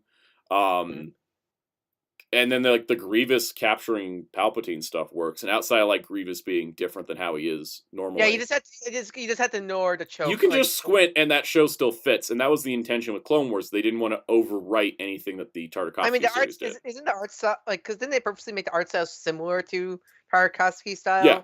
They were meant to be companion shows. It was like originally it was going to be an expansion on the Tartakovsky show. It was never meant to be replaced. Like, a lot of people think for a long time. They never do any of the storylines Tartakovsky did in the CG the Clone Wars as we know it. And they can fit together. It just doesn't fit as cleanly as some of the other Star Wars canon things. Mhm. But they referenced stuff from the Tartakovsky Clone Wars in a recent it was the Obi-Wan Kenobi comic recently. Referenced Well, like yeah, Mace Windu on Dantooine. I would like just any more stuff during the sequel era. I think could just help the sequel era. Like Everything for the sequel era that's been outside of the movies has been great. The comics that take place in the sequel era are great. The books, like I've been reading Shadow of the Sith recently, which is a Luke and Lando adventure, that sets up stuff that's in Rise of Skywalker and all that. Ah, jeez. Great stuff. Like they know how to do the sequel trilogy stuff outside of the sequel trilogy. I So- guess that because I would just like just anything because I know Resistance sort of did, but from what I see in Resistance, it's more of a it only really ramped up in Resistance is season too 2. separated to be helpful. It only really tied in in season 2, right? Yeah, well, season 1 ties in. because the main character's parents are on one of the planets the Starkiller base destroys. Mm-hmm. And season 2 ties in with stuff. I think Resistance is like Agents of S.H.I.E.L.'s later seasons, where it's like, oh, something happened in the movie, let's make sure that happens here, but there's no back and forth. They did this whole thing in season 2 of Resistance where they went and find a Sith artifact, and it's not the Sith Wayfinder from Rise of Skywalker. And that just blew my head. Like, Then it's again, like, you think I can't blame the show fully because the whole production of the movies was a mess. yeah, So it's not a problem with the show, but it is a problem as an overall product. Anyways, Tales of the Jedi, fantastic. So yeah, if you haven't seen it, go watch it. You can probably watch it in one go. I did. I watched it all in one sitting because it's a good couple hours, but I want more. If Disney's listening, give me more Tales of the Jedi. Doesn't necessarily have to be Tales of the Jedi, but just more anthology Star Wars. Honestly, I'd rather have Tales of the Jedi than Visions if they're gonna keep doing how they do Visions for the first. Luckily, series. Visions season 2 is going to be mixing up studios from around the world, not just Japan. So maybe everything won't be. But I hope it's less. It's less. Yeah, the only problem with Visions is they didn't take advantage of it with Japan making too Star much Wars. samurai. Anyways, so moving along. They probably should have just had a better producer watching over them next time. That's the thing. Was there like what Visions? Was there just like one guy to look over them, or Lucasfilm Story Group was looking over them, and nobody said, "Hey, you're all doing samurais. Maybe you should mix it up." I don't know. I could go on a whole thing. We're gonna move on. Yeah, my last Halo Legends went all over the place. Yeah. My last favorite of top 5 shows, not negating any other shows that came out this year, because there were some other ones I enjoyed. Star Trek: Strange New Worlds. This was amazing. Talk about a solid first season of live action Star Trek. When does that ever happen? Happens with Strange New Worlds. Returning to episodic Star Trek in live action was a smart move because I do like episodic stuff. I do like Discovery and Picard, but this is so refreshing. What continuity is this? Prime Timeline. Everything's Prime Timeline these days. This is the original series. It is the adventures of Captain Pike and his crew, the Enterprise before Kirk, that kind of stuff. Really do love this show. They tackle a lot of good subjects. It gets dark, but it's also refreshing and hopeful. It's got a good mix of tone. They do different genres. Like every episode's a different type of genre, which is really, really fun. And I like a lot of the characters, and I'm glad that it's got a second season coming up because it was really solid. For a first season of a live-action Star Trek, this is probably one of the best ones. Will you say it's the most beginner-friendly? Absolutely, because they give you exactly what you need, and it's got that episodic nature, so you're not getting, you're not feeling like you're committed to a whole 40-episode, we got a long, ongoing plot kind of thing. Because that's always the thing with my always problem with the modern Trek stuff is I feel like you need to watch some of the previous old shows or to get into them. So and also because it's the best first season of a live action Star Trek, in my opinion, it's also a good quality thing because I think that Discovery is a good show, but the first season sucks. TNG is a good show, but the first season sucks. DS9 is a good show, but the first season sucks. That kind of thing. Well, with Discovery, I heard it took a while to finally get really good. Discovery gets its footing in season 3, which is a bit of a commitment. But in season 2, they give you fan service with Pike and Spock. So season 2 is more watchable, even if it's not as good as I think season 3 onward. Watching Strange New Worlds has gotten people I know to want to watch Discovery, so it all works together. Question for as a Star Trek fan, have you seen the Orville? Yes, I watched one season of it. It's fine. The problem I find with the Orville is people point to it as especially during when we only had Discovery, this is how Star Trek should be. I'm like, no, it's not. It's Seth MacFarlane's version of Star Trek. Orville's a great show. It's a good sci-fi show. I think it works really well, and I want to see seasons 2 and 3. I just haven't gotten around to it because I've been doing more Star Trek dive-in stuff. Orville's fun, but I don't think it can ever replace Star Trek because true on-brand Star Trek is still better than off-brand Star Trek. And Galaxy Quest is still probably a better movie than any of the Star Trek movies, but that's just how it goes. You can homage something better than trying to make it fit in that universe because you can play on jokes that you can't play on in the universe itself. Like even Lower Decks can't go as far as like Orville or Galaxy Quest did, just because of the nature of it has to fit in the continuity. And also Lower Decks and Prodigy were also great this year. But I just picked Strange New Worlds because it is the new one. Prodigy's ramping up to a very good season finale, I think, on Thursday. So. And it's still in season 1, right? Yeah, Prodigy's still season 1 because it's 20 episodes for its season, where all the other Trek shows are 10 episode seasons. So wait for Spark second half, Paramount. Oh, wait! They waited 8 months to put out the second half of Prodigy season 1. Nickelodeon. But yeah, that's my 5 picks for best TV shows. Do you guys got any? In terms of the MCU shows, because I didn't mention any of them, let's see, what do we have? We had Miss Marvel, Moon Knight. So Moon Knight, She-Hulk. Miss Marvel, She-Hulk, and Was there another one? Miss Marvel. Oh, right, because we had the specials, Werewolf by Night and the Guardians. I wasn't sure where to put those because they're not technically shows nor movies. Werewolf by Night. Specials. I guess I should just talk about this. Hold on, let me go pull up posters. So Moon Knight I thought was solid, if a little weirdly rushed at the end. Moon Knight, even with the flaws, I really love Moon Knight. I just really like. I was already I already was a Moon Knight fan, so I just really like how they handle Moon Knight. It definitely. The final, I think it's only really the final episode. I think kind of rough. Well, not like rough bad, but like that way feels the most MCU of the show. The Jake Lockley tease kind of bugged the crap out of me. Yeah, I'm trying to pull up images real quick for this, but anyways, no, I think with Moon Knight it was solid, but it could have used more time. So again, why are we sticking to that's a lot of the MCU Disney Plus shows. Why are we only doing 6 episodes, right? Miss Marvel had. I did not like Miss Marvel. I'm a huge Kamala Khan fan. I just was not a fan. Miss Marvel as a show was great every time there wasn't superhero stuff happening.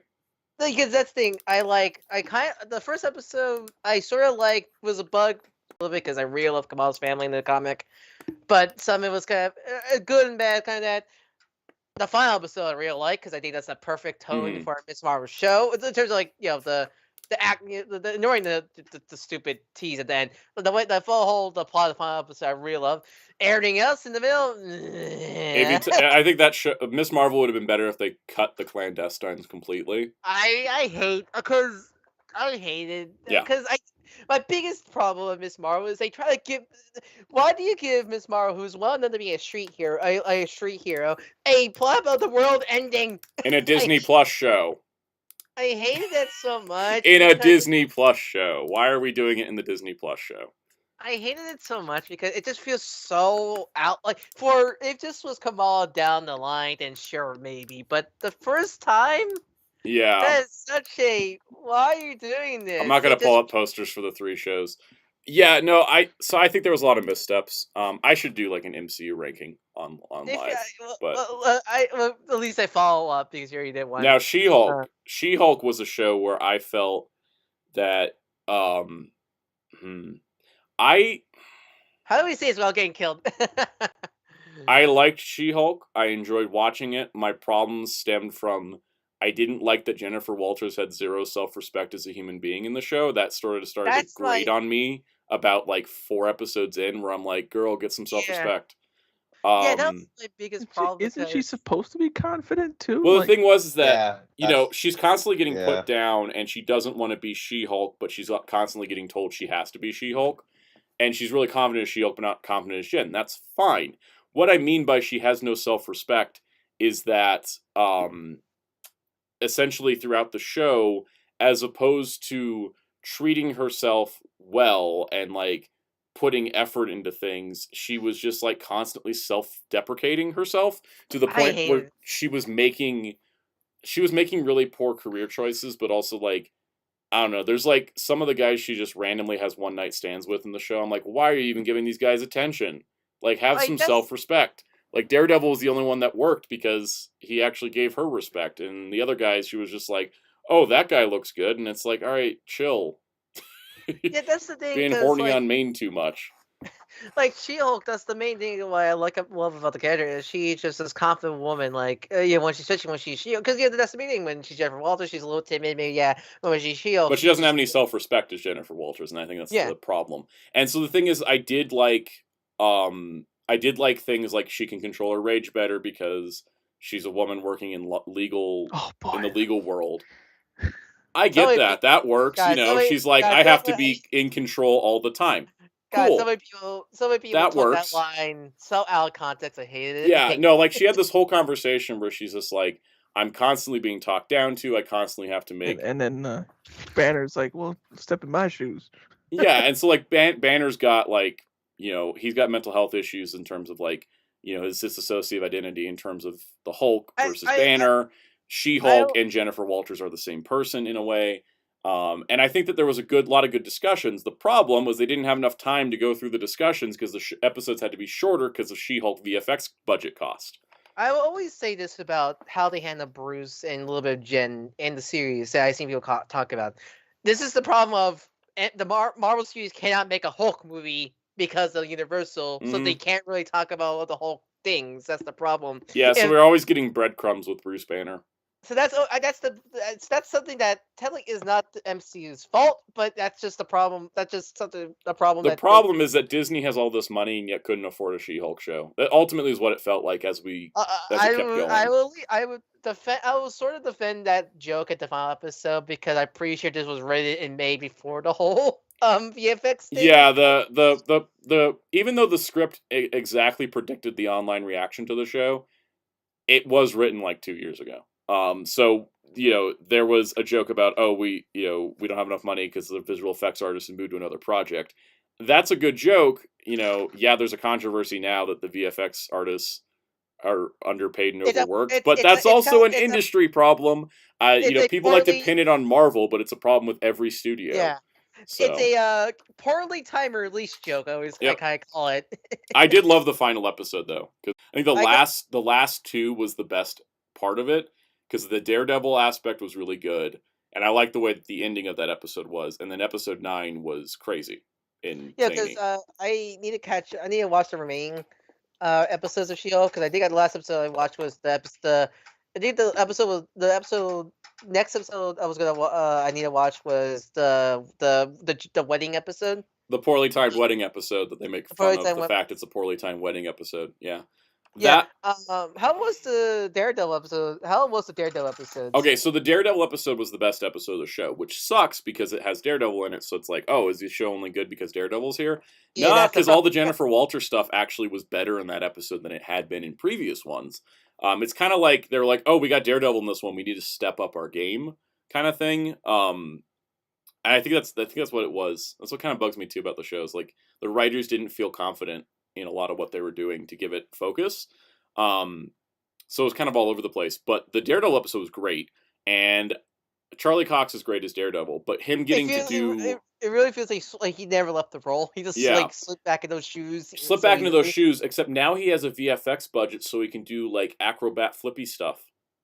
Mm-hmm. And he's got the actual like grappling hook with the Billy Club and all that. It's great. It's stuff that I wanted to see more of, and which we're getting more of, which is great. But I think the problem with She-Hulk is that its best episodes are the ones that have guest stars. Because the episode with Wong and Monica, I loved it. was her name Monica? No, Rebecca. Allison. Allison. Yeah, I think so. Anyways, the point is that the episode with Wong was great. There's a lot of great moments. It just didn't come together as well. That has to be my favorite joke. Sir, you do realize that you're saying that you broke this criminal out. I must go now. Exactly. Yeah, Wong is great. I think getting some of those other characters in that could be more comedic was awesome. Well, because that's now that it is 6:30, though, I'm going to start moving the show along. Yeah, we better say, unless you want to make this a special extended episode. We might have to, but let's talk about Guardians of the Galaxy Holiday Special. Was this year? I was going to run this. This is my favorite holiday special in a long time, but the Guardians of the Galaxy Holiday Special was reminding me that the best person to work on the MCU Guardians of the Galaxy is James It's Gunn. It's the man who made them. Because I think they weren't good in Infinity War and Endgame, and coming back to this was like a homecoming for those characters, and I thought that was great. And I love Mantis, so Mantis getting focused is always good. Well, we got multiple things confirming this. We know that Globotron is a real place in the MCU that apparently Drax hates. DC is just in the MCU, and we knew that from Eternals. Oh right, I keep forgetting. And no one, Cosmo the Space Dog can finally talk. Cosmo is best girl. I love Cosmo. Anyways, no, there was a lot of great stuff here. Really great emotional stuff too, which I think was awesome. It was hilarious and heartfelt, and that's what makes a perfect special. You know what's my favorite? Two of my favorite bits is when Drax, where Drax and Mantis were just messing around town. And like, weirdly enough, one of my favorite scenes is when was it Peter that gave Groot the Game Boy? Yes. I don't know why I love that. I love Groot's excitement of getting the Game Boy. Because what's weird about Groot in this, he kind of looks. I'm not sure just the way they animated him, but he kind of looks like a suit actor. Yeah, almost. It's the weirdest thing because it's like Groot is fully CG but looks like a guy in a suit, and I'm just like, huh. It really works so well. But yeah, I love that moment. And I do say the only fault I'll give is the weird animation, because I don't know if the rotoscoping animation. Dinner. All right. The rotoscoping animation was something James Gunn did because he remembered Christmas specials being rotoscoped, and I'm like, I don't know what Christmas specials you were watching. Well, that's the thing, because I don't know if it's rotoscope or it was they actually rotoscoped it. Okay, I don't know why. Okay, so it was rotoscoping. Because I thought it was some weird filter they put on. No, it was rotoscoping, and I was just like, all right.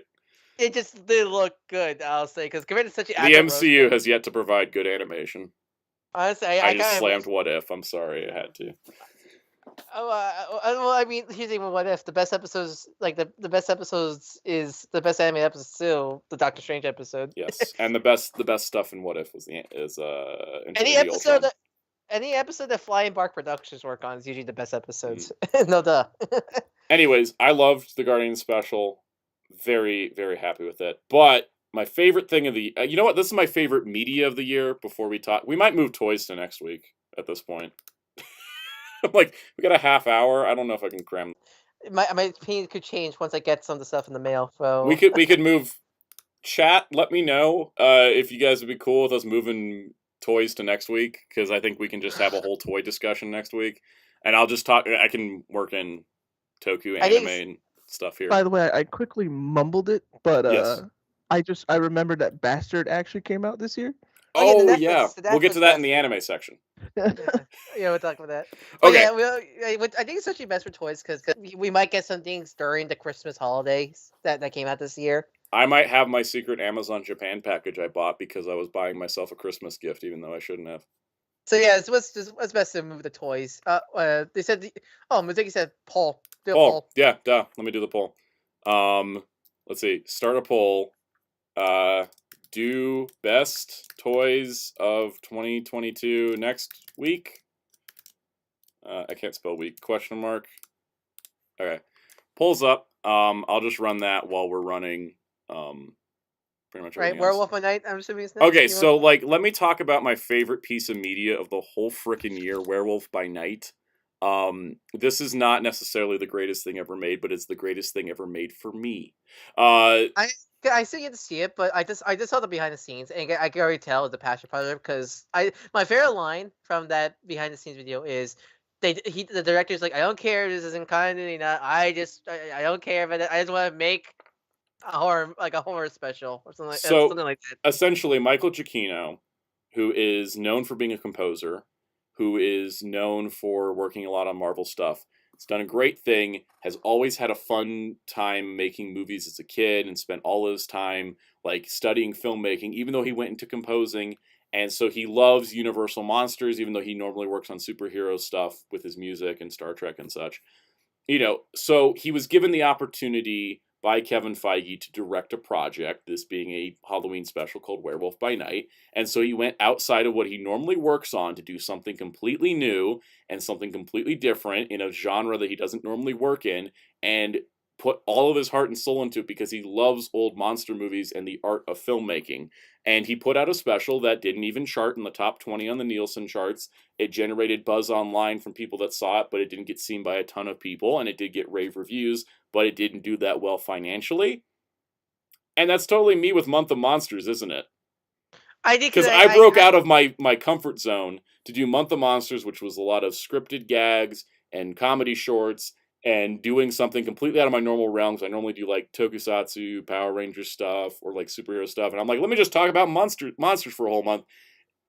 And everybody that watched it loved it, but not enough people watched it for it to be considered successful. And so I feel a spiritual connection with this project here. That's the thing, because I will say this to him, just as someone who follows a lot of the horror stuff, like, it started the Universal Monster stuff is a very niche part of the horror, because when we talk about horror, talk about the slasher stuff, the psychological stuff, the popular stuff is the thing is there's a reason why the Universal Monsters haven't had a new movie in like a long time. Like every time they try it, like they tried The Mummy is the one they've tried the most. We don't see Frankenstein movies as much anymore. We don't see Dracula movies. There's one coming up, but like that one's about the ship that carried Dracula. It's not even a Dracula movie. Well, that's the thing, because you think the Universal Monsters are like everybody knows them, but I think it's more of like it's less of people don't care. It's more, I think it's just like I don't think they're interested in watching the same, because I feel like a lot of people. I feel like the thing is, I think people keep thinking it's gonna be the same thing over and over again in terms of like, oh, we know the story of Frankenstein, we know the story of the Werewolf Man, we know the. They're too iconic to do too much new with them, and that's why you got to reinterpret them. Mm-hmm. And then that only ever works sometimes. Like American Werewolf in London is one that works, whereas like The Mummy from Tom Cruise didn't, but The Mummy with Brendan Fraser did. Well, that's the thing with The Mummy is did the guys because The Mummy or Mr. Fraser himself, because and also it was like Brendan Fraser and Rachel Weisz in a movie. Anyone will watch that. Anyways, Werewolf by Night and the Scorpion King. Werewolf by Night may not be the greatest. It may not be the best thing the MCU's ever produced, but for me, it's my absolute favorite, and it'll take a long time for something to top this because of the spiritual filmmaking connection I feel with. I'm just happy. The energy that was put into this is the same energy I like put into Month of Monsters, and that's something. I'm just happy incredible. To have Elsa Bloodstone and Manding in it. Happy she's in the MCU now, so people at least some more people get to know her. Whereas I'm gonna close the poll because nobody's voted on it in a few months. It's 100% move toys to next week. Works for me. Where's my new Marvel Legend of Elsa? Damn it, we need a new Marvel Legend of Elsa, and I need a Marvel Legend of Werewolf by Night, whether it's the comic one or the MCU one, because I love that Werewolf by Night is literally just dude is a werewolf, but like he's cool and I like him. His original comics are gorgeously drawn. Like the art on the original like Werewolf by Night comics from the 70s is some of those beautiful stuff. Because I love Werewolf by Night. When they announced they were doing this, I read back when I had Marvel Unlimited. I read the first initial issue. It's like same with Moon Knight. I read the original issues of Moon Knight, Werewolf by Night. I love reading them. So I did you see this? Just my October was busy. So I would recommend it. It's worth it any time of the year. It's really great, and if you're a Star Trek fan and you've seen Star Trek 4, the one with the whales, the punk on the bus that Spock nerve pinches is in this special as a monster hunter. So there you go. Shout out to Kirk Thatcher. He's amazing. All right, let's move on to anime because we got 22 minutes left. I admittedly did not watch a ton of anime this year. I did. So let me give you my picks, and we'll go from there. Let's go with. The cops are coming. Cops coming. I know. It's because I'm talking about Tiger and Bunny 2, which is definitely like my favorite of the year. Absolutely. Tiger and Bunny 2 is the best season 2 out of any like long time coming season 2. Like when there's a big gap because there's a lot of anime that takes a long time to get season 2. Tiger Bunny 2. It took 11 years. It was 11 years between airing of Tiger and Bunny, and they somehow did not miss a beat, picked the ball back up, and kept rolling into a really satisfying conclusion.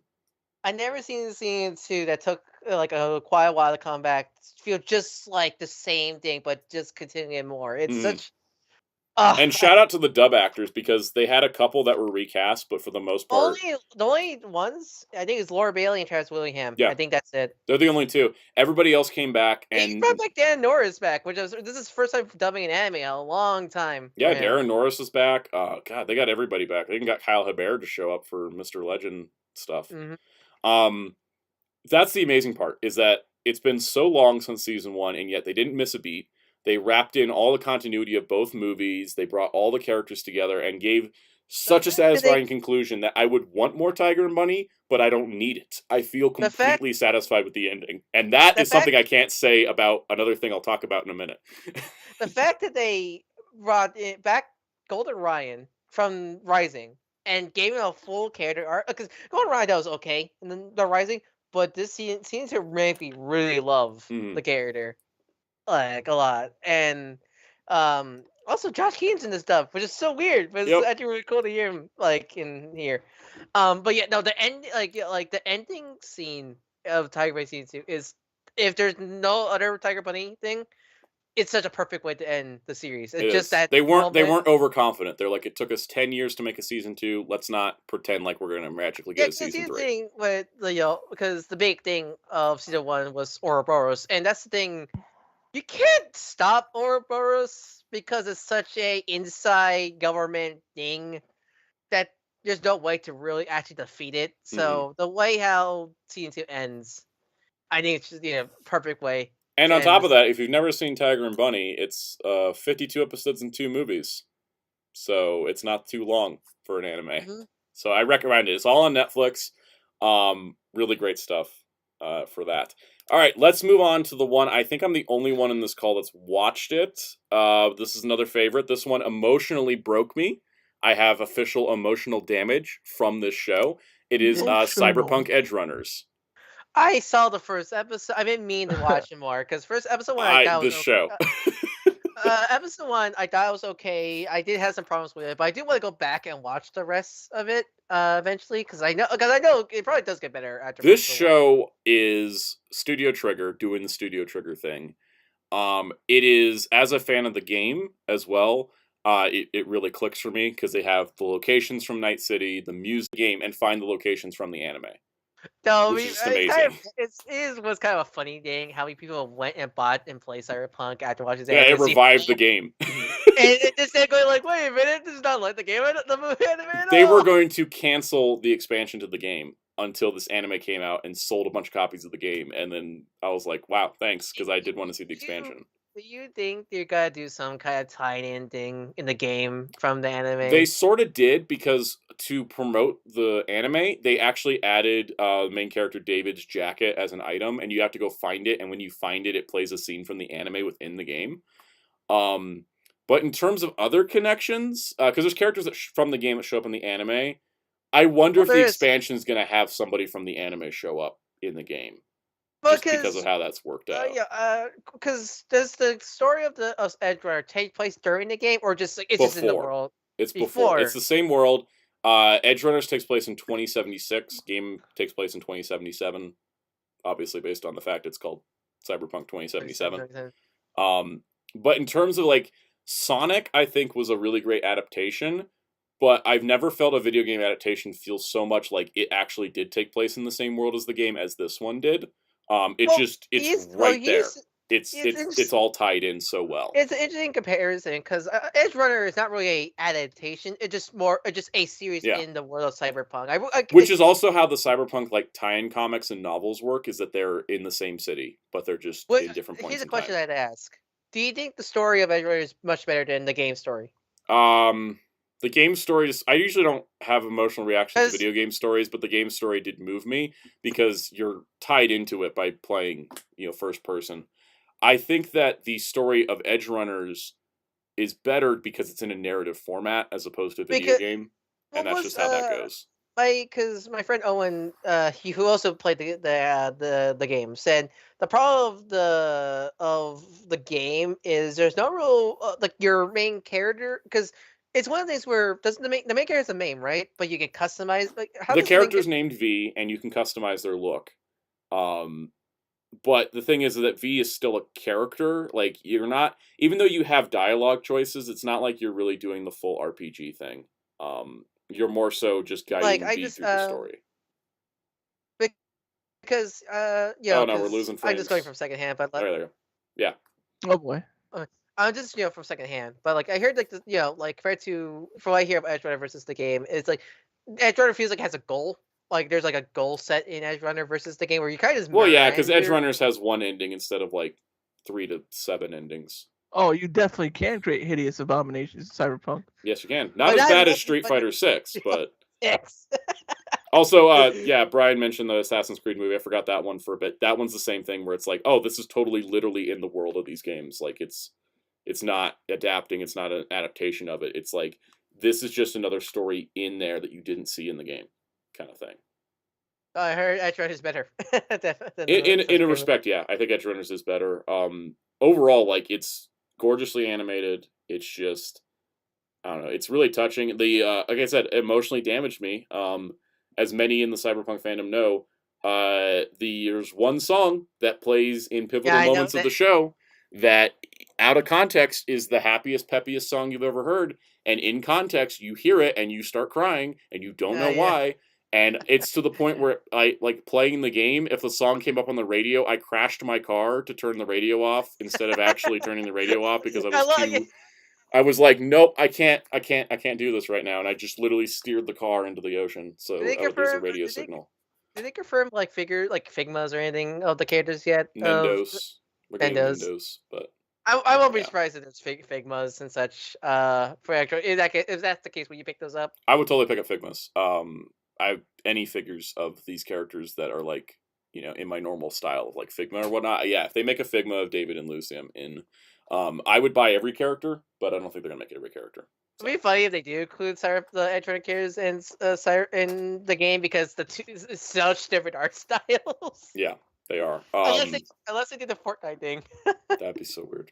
But the thing is too is they adapted the more realistic looking characters from 2077 or their looks from 2077 as opposed to the role playing games into the anime, and I think it transitioned okay. But yeah.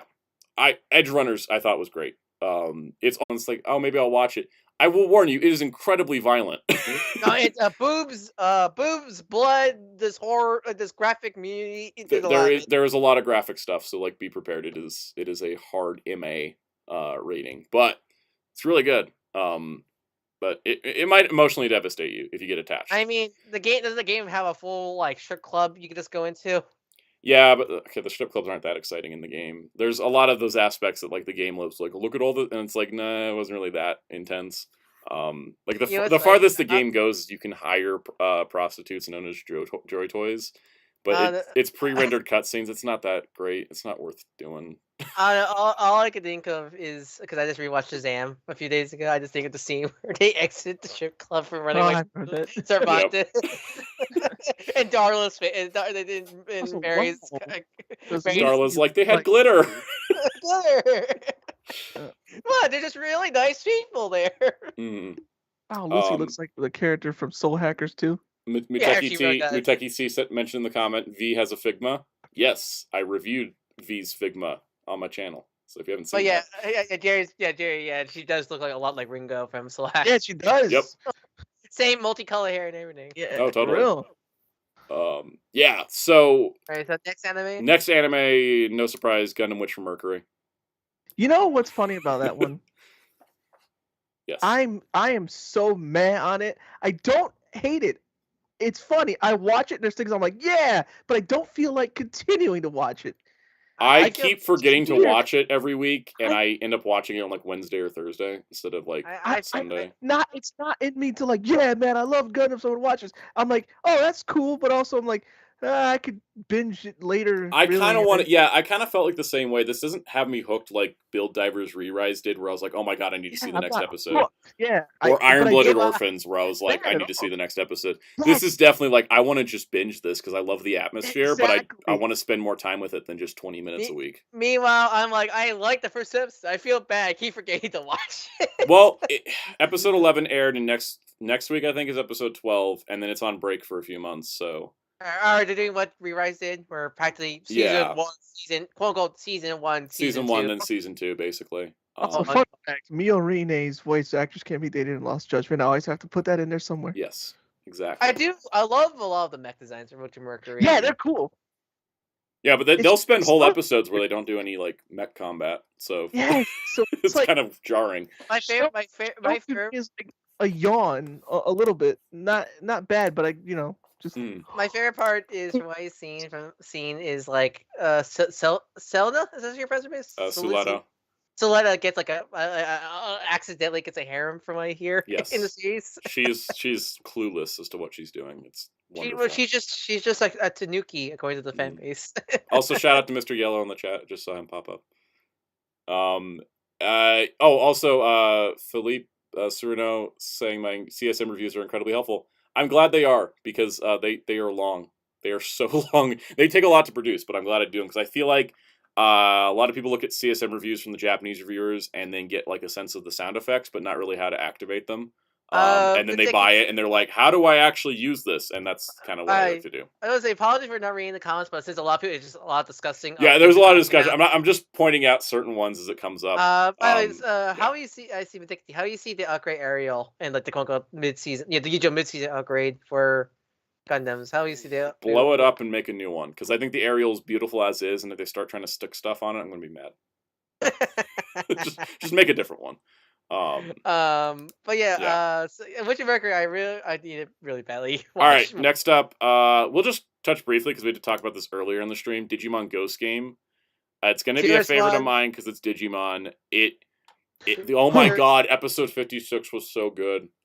Siriusmon, just that the new evolution. Are you telling me the plot actually progresses now? Episode 56 is when we get our first Mega. So it's not necessarily plot progresses, but we get the Mega.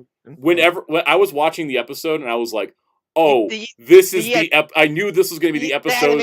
The animation was like 5 times better than it usually is. It usually looks really good, but like it was like everybody got an extra shading boost, and I was like, the Mega's debuting this week. It reminded me a lot of our War Game. The way how that episode was animated. It literally looked like a Digimon movie. That episode was gorgeous. Episode 56.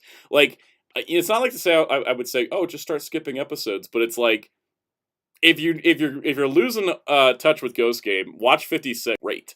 I was off my seat with excitement with that episode. You mean that sweet Sakuga? I'll give sure. a lot. I'll also give a lot of points for the first Mega, because Ghost Game's a horror.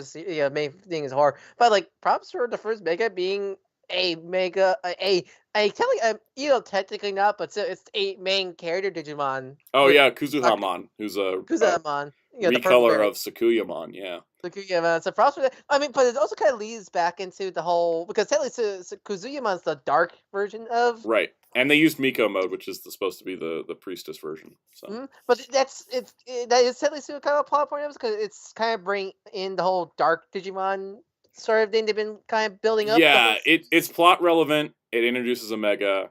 If you're losing touch with Ghost Game, watch that and then go back and watch. Also, love the new insert song so much. Insert's great. The new evolution. Oh my god, I'm not going to talk about it too much, but the evolution sequence for Siriusmon might be my favorite evolution animation for Digimon ever. Like, no joke, I love it. Anyways, Ghost Game. It's going to be a favorite of mine because it's Digimon. I don't mind the episodic because I watch it weekly. It's like every Sunday in my household is Ghost Game Day, so like it's just part of the weekly experience. Ghost Game, I can understand why some people kick into because it is such an episodic series, but I love the horror of the horror. Whenever the episode of the series gets super horror, I mean, episodes 50, that whole puppet, it was very unnerving, but also I just like the characters a lot. I just really like this cast a lot so much. And Gamamon is like the precious baby. That's instant why I can't not dislike this series so much, because Gamamon is such a good boy. He needs his champion so much. I'm missing a poster image. So okay, we're gonna move along because I'm going to try. We're running out of time. We're running out of time, but I want to get through some of the more media stuff. Do we have any questions in the chat, real quick, while I'm pulling up an image? Are you doing a Marvel Legends rundown? Yes, I am. It should be coming out next month. It's probably going to be the second. Sif the Crow, the high grade area on Figure I Stand Kisel. Yeah, I know that pain because I do want to get those, but they keep selling out. Yeah, I like the character designs and the Gundam designs. Yeah, I feel like it's gonna be better binged. It's gonna be one Exactly.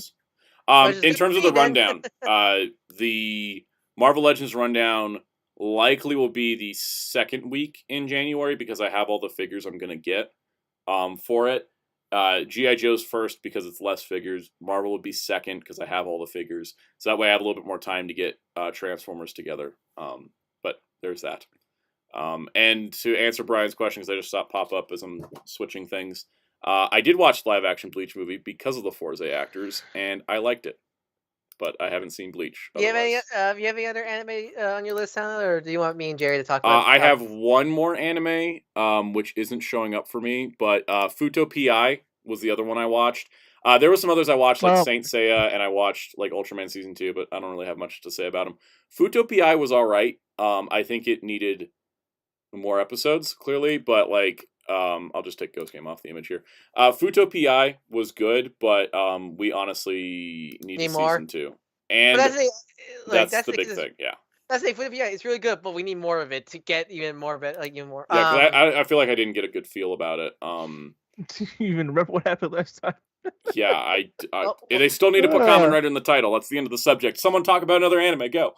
Favorite animes for me, besides Target Money, I really like Love at the World Domination. I love that anime so much. I started that and forgot to finish it. It's a Sentai parody. It's a Sentai parody where the Red Ranger fell in love with the main team. I love that shit. I am into romantic. Wait, did someone say Shinesman? No. I don't know, because you just literally stated Shinesman. You were talking about, right? I mean, it's probably based off that, literally, your thing is literally just like ripping off the Shinesman. I'm a sucker for romance animes and romance comedy animes, so I love World After World Domination. It's such a perfect like parody and love letter to Sentai. Is such great. I love it so much. Well then, Ryan, I think you should go check out Mischievous Kiss and Good Morning Call if you like tokusatsu and romantic shoujo comedies. He'd probably actually finish it, unlike me. You're gonna finish it, Soundout. You're gonna finish it. Let's see. Other stuff I like. I really enjoy Spy X Family. I really love that one. You know what? Yeah, that's great. Yeah. And there's one more. I'm trying to think of another one I watched this year. I apologize if the stream's been dropping. For some reason, I've just been having like weird spikes in internet, so it's like it keeps flipping. It does. I noticed that it's also I've been having internet drops since I just got into the Skype call. Yeah. It might just be weather. I don't know. Let's see another one I like. I'm trying to think because there's a lot. You got 2 seconds to pick a title, or else we're moving on to Chaos. I think Chainsaw Man probably because I really enjoyed. I've been reading Chainsaw Man instead of watching the anime, and I'll say from what I'm like 37 chapters deep already. I'll say this from my scene of the manga and anime. The anime is a surprisingly really good adaptation of the manga, even though it only has like 13, 12-ish episodes. I forget how many. It has 12, I think it's probably because Chainsaw Man's pacing's already kind of erratic. And the manga pacing is erratic as heck. It's like I'm flipping pages and I'm just like, where is this going? And I think that's the point. And I just really like the cast of characters because I like how there's technically really no. I think my favorite thing about it, such compared to other shows like like Bleach, is I like how the cast at the end of the day is just normal dudes just doing their job, and that's it. Yeah, it's all these demons and all that's the devils and stuff, but like they're literally just normal people who just like normal people that's working on a demon hunter job. I just like that so much about it. All right, Kaus, what anime picks you got that we didn't bring up? So I've got Bastard, and if you are waiting for it started like before, but they're adding more seasons to it. Baki, the new Baki. Oh yeah, new Baki's got stuff. That's right. Wheels, do you got any anime we didn't talk about? Please. I don't know. There's like no good new animes right now except Bastard, and I haven't even really watched Bastard. Anime kind of died this year. Like anime was pretty dead outside of Tiger Bunny, and not Kamen Rider Futo Pi. Yeah. It is Kamen Rider. No, it's not. It's not because it's not in the title, so it's. You can't search it on Crunchyroll and some find guys it. Pretending. Yeah. Mm-hmm. All right, let's move on. We're gonna go an extra half hour today. I just vetoed this right now because I want to go through. I want to get through. Well, we because me and we didn't because you talk about your favorite shows, but we haven't got a chance to talk about our favorite shows yet. Yeah, I'm gonna start moving us along. I'm gonna start cutting things right now because I want to get through. Can we at least mention some shows we like outside of anime? Mention shows you like, but not necessarily why you liked them, because it'll lengthen this even further. Netflix He-Man Master Universe season 3, really great finale to that series. If that is gonna be the finale, I think it's a great way to end it. I need to watch that. Sonic Prime, really enjoyed that. We talked about it last week, and Transformers. I forgot about that. Transformers Earthspark, I really love. I really Earthspark and Prime were just too new for me to put on the best shows list because they're we haven't seen the whole season. We've only they're both not done. That's the problem. Yeah. Cobra Kai is also a series I really surprised it got into this year. Like I just decided to put that on Netflix one day and binge all of it, all the seasons, and then wait to the new season that came out this year, and surprisingly really enjoyed it. Like honestly, if the Power Rangers, if John F. Whistle's Power Rangers is that tone, then I think it'll be a good hand because I think Cobra Kai is such a perfect tone for Power Rangers. It's not like they're doing a Power Rangers crossover also. But those figures suck. Exactly. But just like his show tonally, it could work out pretty good. Yeah, no, because I think it's the tone that I think because it's so mature, but it still has that like fun family kid. Like I can see kids and families watching Cobra Kai, no problem. Any problems of you can't let your kids watch it because there's a lot of adult. No, I think Cobra Kai is a perfect balance. Balance, yeah. Any others? Those are the major Cool. ones. Tokusatsu. All right, let's talk about it. So, here's the thing. I picked 5 things I liked Tokusatsu-wise this year. And Don Brothers is nowhere on it. Because I haven't watched it. I haven't watched Don Brothers. All right, first of all, Ultraman Decker, I have been enjoying more than most people have. And that is because... I thought a lot of people have been enjoying it. A lot of people have been enjoying it. This might be my favorite new gen show kind of enjoying it that I'm at. It's so weird because like I feel like the people who really enjoy are the Ultraman people. We're like the Toei folks that think like I literally saw someone like Ultraman Decker just there. I'm like, come on, really? It's doing some incredible stuff from visuals to the choreography to the storytelling is really fun. I feel bad. I vibe with Kanata's whole gets really stuck in a situation where he's like, I don't know what to do, and it's just like, I don't. Shout out to Kanata. I feel spiritually connected to him. I feel bad. I haven't watched it. I haven't watched anything past the first episode, not because I didn't like the first episode, but I had to get to this wall called Trigger to watch it. Yeah, that was a good wall. I'm glad I got through the wall of Trigger because every Trigger character that shows up in this show is 100% better than they were in Trigger. But that's the thing. Decker is an actual Trigger sequel. That's the thing. Yeah. So I can't go. I'm gonna go watch Decker. No, I can't because there's stuff in Trigger that I need to watch first. Decker's great though, because the thing is that anything that happens in Trigger does get a flashback. Like anything that's relevant from Trigger, they'll just like flashback to it. They're like, "Hey, remember this happened?" And it's like, "Yeah." I do love the one scene I did saw from Decker the most is the human size fight, not the one with Trigger, but the one. The one with Decker when they were in that bubble thing. I love that. I just love the him trying to pantomime.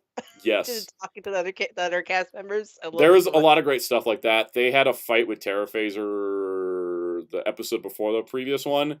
That was like beautiful, like where they decided to like, we're gonna destroy an entire city block somehow. Yes, bring it down like several hundred feet into the ground because we destroyed this entire city block. And then they were fighting in lava. Reason they did like that, and then they did that weird spiritualistic bullshit where like they could see each other through their shit, and they're like. I showed it to Jerry, and Jerry's like, "Man, this is hype," and I'm like, "Yeah, this isn't even the final episode."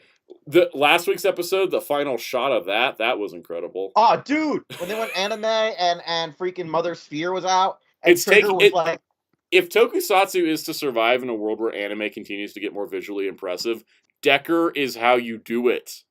But it's like Super. I just love how Trigger. Like I love how Trigger showed up and was like, "Oh, this is not good. Not smile today. No smile.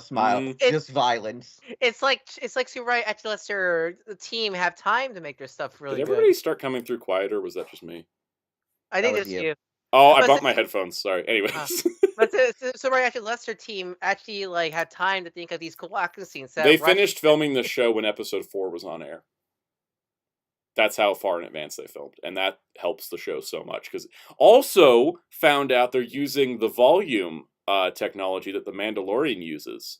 What's that? That is where instead of a green screen, you're projecting a augmented reality environment, so it's shot through the camera, so you don't have to go put it in post, and it looks better than green screen every time they do it. And how they get back to old days, practically. It's pretty much the evolution of just putting a blue sky background. It's the evolution of a matte painting, basically. Yeah. And it's really cool when it's used effectively. And God, I forget his name. The director who was on the Ultraman Connection for Christmas. Anyways, he's been using it in Decker, and it's. I'm like, oh man, if they start shooting Ultra Galaxy fights on the volume as opposed to green screen, we're gonna be really in trouble with how good these things look. Yeah, that's the thing. I love the Ultra Galaxy fight, but I can really tell it is a really green screen. If they shot it on volume instead, oh my god! The entire time, ever since they started, that's been their biggest problem. Yep. Anytime they do like Ultraman stuff in space, it always looks green screen. But if they start doing it in the volume, yes. Because I think the fight scenes in Ultra Galaxy I really love. Like, you really tell they're kind of restricted. Had to make sure you could see the whole. It looks flat because of the green screen. So I think, I really do hope to use the volume then. All right, let's run through some other quick things. I mean, it's not super quick. I think we talked about Kamen Rider Geats enough on lives to say, hey, Geats is great and you should watch it. We also interviewed a guy on Geats. Which yes, we did. Check out before we move it to YouTube. And we also go put it in the chat so that you can have a link to the Twitch page. Oh, will I? Because I'm in the middle of a match right now. Okay, well, someone will. Anyways, we interviewed Michael Kinder from Kamen Rider Geats. Yep. Anyways, Geats is great thing.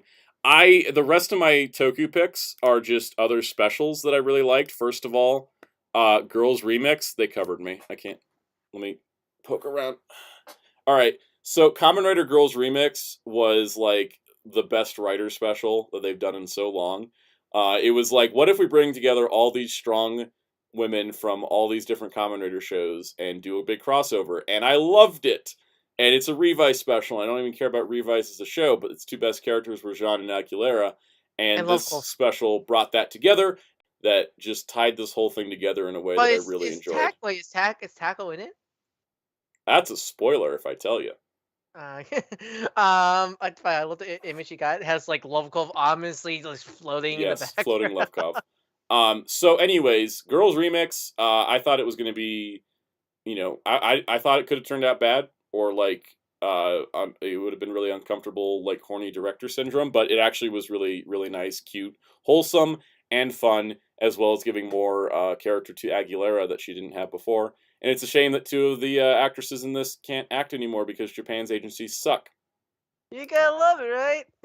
All right, next up, Ultra Galaxy Fight, the Destined... I pointed wrong.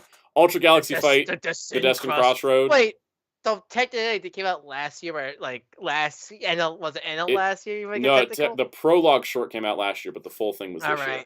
Okay. Watching this as one giant movie as a live stream on Ultraman Connection was exhausting, but watching it again in its individual parts, now it's being uploaded to YouTube, which you can watch for free.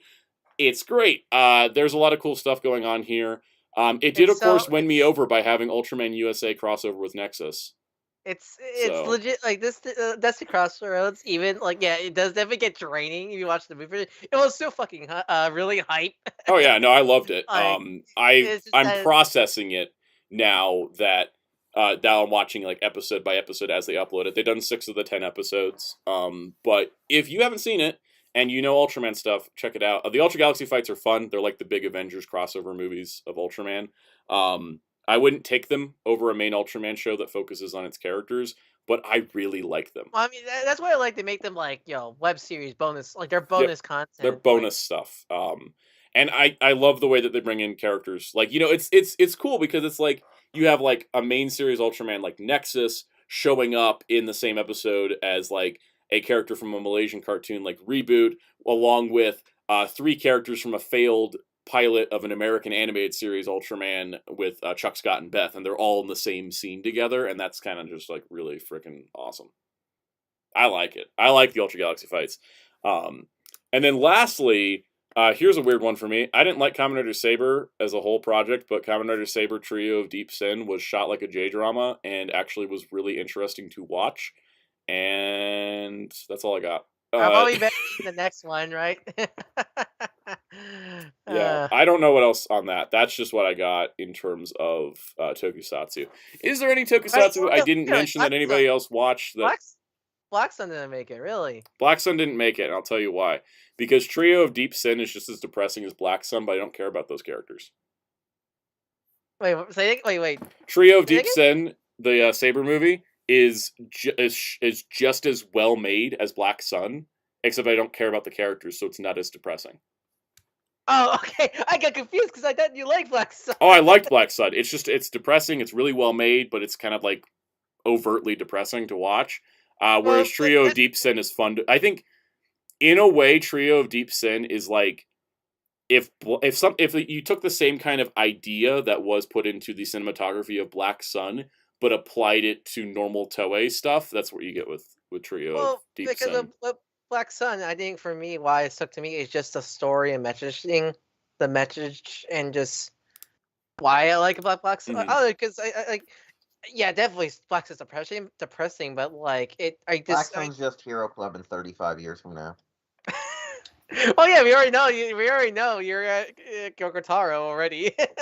I'm just gonna be rolling around, and then we'll a leg, maybe carrying it in my mouth. And then Metal will pour weird shellfish juice on you to revive you. Well, if it ain't gonna be Metal, it's gonna be Kaus. No, Black Sun. It's I've been falling off of Rider for a long time now. It's okay. Toei is too. Wait, what am I gonna do if Metal doesn't do it? You have to pour this weird seawater on me to revive me from the dead. Oh, okay. But you have to pour it out of like an old Asian like teapot too. But like I've been I've been so distant from Rider for such a long time. I'm just like, because I've been kind of like keeping up with it just because it's such. I've been falling for songs, but I've never been like. If someone asks me, "Are you a Kamen fan?" I'll go like, "Yes, kind of," but like, Black right in the first place. And welcome to Kamen Rider, Ryan, where you're gonna really hate most of it, but enjoy like maybe 5 shows. I love the Showa era. It's the best. Yes.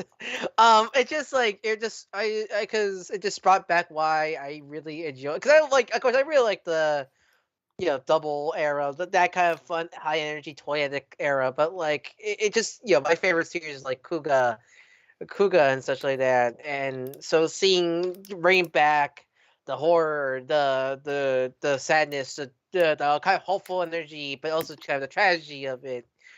Like it reminds me that like this is what makes Kamen Rider, because like, and not just the cool Japanese toy series that has cool toys and suits, and I really like Geeks a lot also still, but like if I'm gonna point to a series that has actual meaning to it, I'm pointing to Black Sun, because it has something to say. I think that's the thing what makes me stick to Black Sun so much.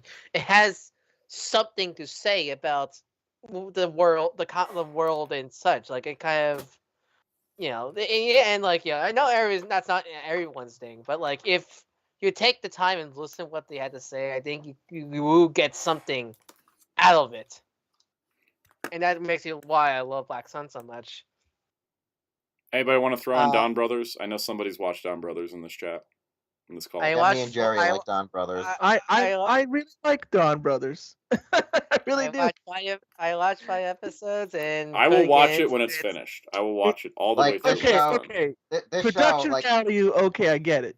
But the writing is so chaotic, like it's something I would do. It's chaotic and fun. Like it's like literally it's like a good chaos where like even when you get the sprinkled in story notes, you're still wondering what's going on, and the characters themselves are trying to figure shit out, but then they like have their own personal lives that get in the way. So it's just like it's so real life kind of at times where it's like, hey, so in terms of identifying with characters, I identify with Gold Ranger because he's me. So like One of my favorite episodes is the one where Kajiki like gets fired from his job, that he's like trying to get his job back. So like the plot, like they were about to figure out like something in the storyline, but then it got thrown out the window because they had to help him get his job back, and he's like, guys, I'm unemployed. I need to get my job back. I'm gonna go homeless if I don't have this job. Me and my wife, and they're like, "Oh shit, we gotta help them." And then like already, and then like the next episode, they're like, "Yo, we were doing something, right?" And like it was one of the, it felt so genuine. Like they were like trying to figure out the mystery, but then they forgot because the friend needed help. That they're like, "Yeah, something happened." Or like my favorite episode is like, there's this episode where they're like, "Okay, we're gonna do this giant food wars contest." And so like yo, we got to go pick up these eggs that you could only get like once a day from this salesman. And they're just like at the same time as they're going to pick up the eggs, coincidentally enough, Sono Knee's showing up because the Odin guy that they always eat at ran out of eggs and hired him to go pick up eggs. yeah. Like that was probably one of the best ones ever. Because like, remember Jerry, you're like, why the fuck does he want eggs? And I'm like, maybe he's doing a favor for the Odin guy or whatever. And lo and behold, the end of the episode, he comes back with the eggs, and they're all just sitting there going, "Oh, so that's why you fought us today." He was like, "Yes, the guy ran out. I went to do him a favor, so we shop." Like, see, this is why I'm gonna watch this show eventually. It just doesn't happen until it's over. Also, Santa Claus got arrested. Yeah. And Gonzo Santa Claus got arrested. Shit was amazing. Okay, so this is weird with me with Donbars. I like stupid as hell shows and like stupid humor. That's like my type of humor. It's just like stupid stuff. But yet, I just cannot get into Donbars, and I think I might know why. Because you listen watch to stuff. Kamen Rider Build. Well, Build is essentially Don Which came Brothers. right after Kuga. Here's I kind of sour on Build over the years, so that's the thing. I think the thing is, I think I realized now listening to you guys describe it. If Don Burst was just completely just banana balls, the like Teen Titans Go, just wacky humor show, then I think I might like it more. Shane But Jury I think, on much. yeah, but yeah. I think, but from the but I see moments where they give emotional moments and like deep character stuff. Like I see they try to also do emotional stuff at the same time, and it clashes so jarringly that I cannot dude, the best like it. I did That the concuss shot so hard. is like, is that the shot with rain where he's looking up in the rain? Or yes, is that a different episode? Yes, No, yeah, yeah, it's the rain in the car. Yeah, because what happened was Don Muramasa jumps his ass and hits him so hard he's like concussed. So all he hears is ringing and he can't see straight. And so she's pretending to be his girlfriend. And like he then realizes it's her, but then they're so both beat up that they're trying to run away from Don Muramasa. And just lo and behold, Odie's sister's doing her driver test and sees him and wants to run him over with the car and then fights him while she's doing her driver test. That her driving instructor is like, that's awesome. Again, if the show was 100% zany, then I would enjoy it more. But the fact it has either drama or stupid comedy, it keeps. Isn't that just Inoue all over though? Yes, anyway. No. Okay, guys, we got the best comment. We got the best comment. We have the best comment in the chat. LOL, Soundout looks so lost. Because I'm just sitting here just kind of like moving my eyebrows slightly because I'm concerned at what I'm hearing. I'm like, what have I been missing? And also, do I actually want to watch this? Yes, you do. If you watch Shangiri-on, you want to watch it. Well, that's the thing. I have seen Inoue writing for like other animes or games where he could balance the comedy and drama so much better. Is the thing. Remember, I think this is also because Shirakura is letting him get away with more. It's an unfiltered Inoue. That's probably what it is. It's so. Supposedly Shirakura is retiring, so I think this was like his swan song. Shirakura was like, "I need to make one last bullshit thing with Inoue. We need to do this one more time." It's Dumber frustrates me because the thing is, the reason why I didn't watch it weekly is because I could not watch Kiji and Inoue Brother week to week. Yeah. I could not. It hurts me. As an artist, it hurts me internally watching it every week. Yes, that's another thing. But I think it'll be great binging it, and I think that's pretty much where I'm going to cut off the discussion because I got 10 minutes left. Yeah, go ahead, son. No, because I agree on both sides of this. That's why I'm just kind of sitting here like, yeah.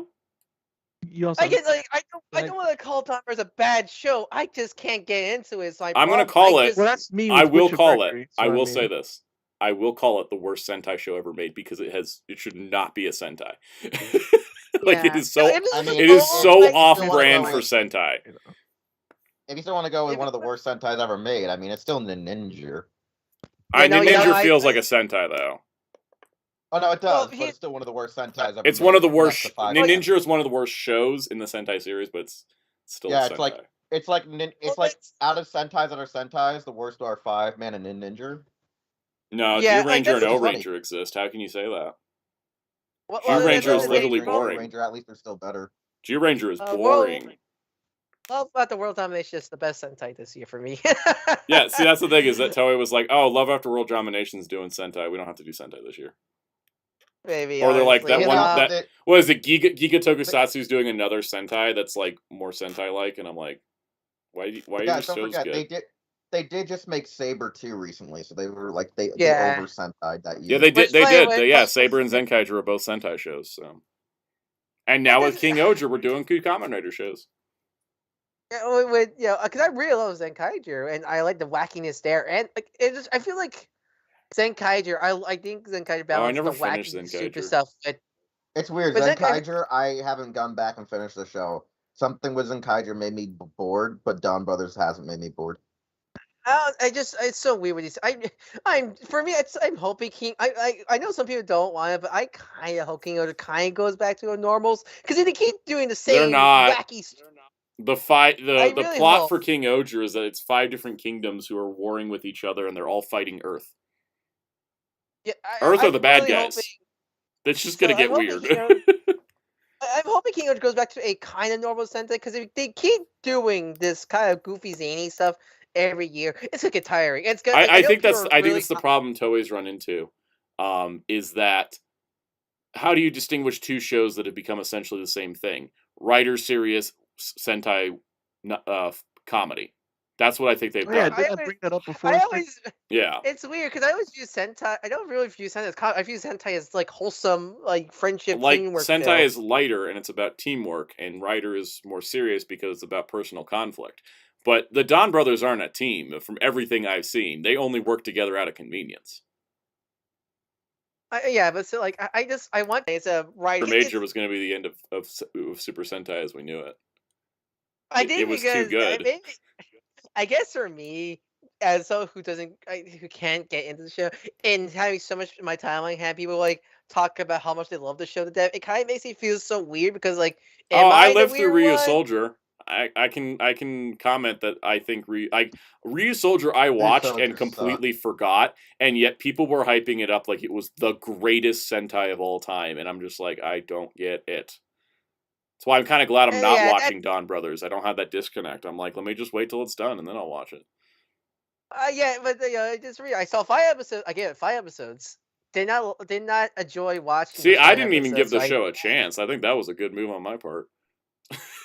So yeah, I mean, this is why I'm glad I'm into other things. And like like person who only talks and watch only sent. For me, I don't need to watch Sentai I got other Sentai to watch if I want to watch Sentai. I don't have to watch the current. I mean, I don't have to have a that's current weekly Toku to survive. They all could get canceled right now and I'd live. Like, Please God, can we please just cancel Kamen Rider and bring back Metal Hero for a little while? we already did. What do you mean? It's been. What do you mean? It's No, been I Metal like Hero real for Metal 10 Hero. years. No, I want real Metal Hero. Metal You Hero, want yeah, exactly. completely After disconnected seeing shows that Extreme completely Draft have a with Soul different Brain, tone I'm and like, genre every single year. Yeah, no, but I don't want to. That's what Rider is. Kamen Rider. Yeah, Every I know, but I writer just want is a Metal Hero because every show is yeah. completely different in tone Yeah, and style. no, I just want them to drop Kamen Rider and actually call what we want it to call. Geeks. Why would they do that? There's no point. Nothing will change. Yeah, Nothing will change. There is no point to rebrand because Kamen Rider is a name that prints money. Well, that's the thing. No, here's the Battle thing. Royale Fighter Geeks. Well, no, here's the thing. Wheels. Or Desire. Ooh, Geeks. New name. Desire King Geeks. Honestly, what all I- the shows I can like get a actually- new title. The Desire Oh, Grand here's Prix the is just the Holy Grail War. Wheels. I just need to ask this. Would the show be any different if any of the writers shows of these past let's say 5 years, Would they be any different if the show changed to Metal Hero? Like at all? Like does anything different? Just the name. That's it.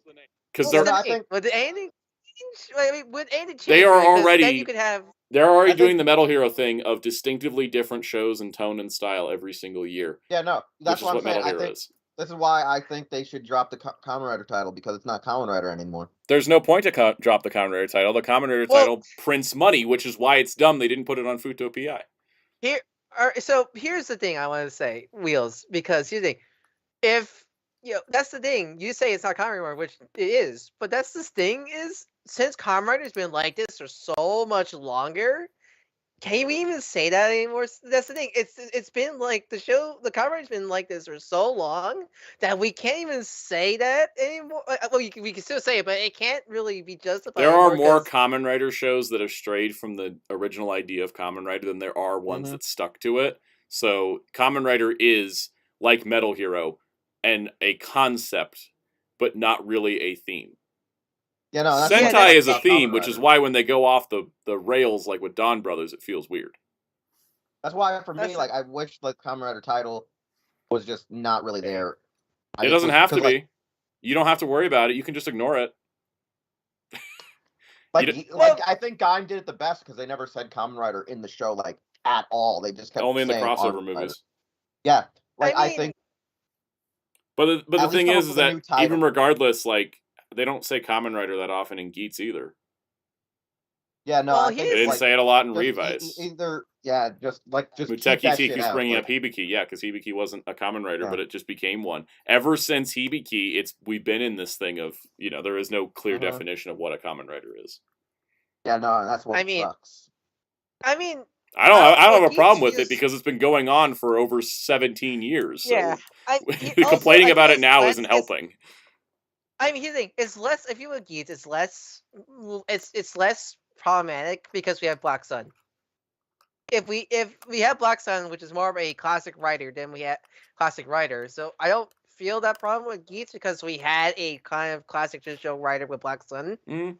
So and in a like, way, that's how like Kamen Rider should do it. Is we should have some more spin-off stuff like that fits to the original ideas. yeah, That's why I like that we have Black Suns and Shin Kamen Rider. At least it's like, okay, we're gonna touch on Showa and early Heisei by actually having it be like still looking like Bugman or still having those themes. Mhm. Because that's the problem that I don't Because like you can't about do Rider. Bugman every year. It stales out. with the regardless families. how With the, bugs. with the kids, But you it's got also- to change it up every year for kids. It can't always be bugs.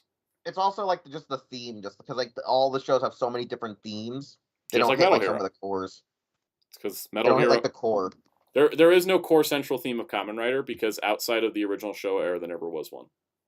Here's the Outside thing, of the original show era, there is no core theme. Kamen Rider. Even Black has a different core theme than the previous shows. Kamen Rider now, it just to Toei said it's literally just that name now. A mask writer.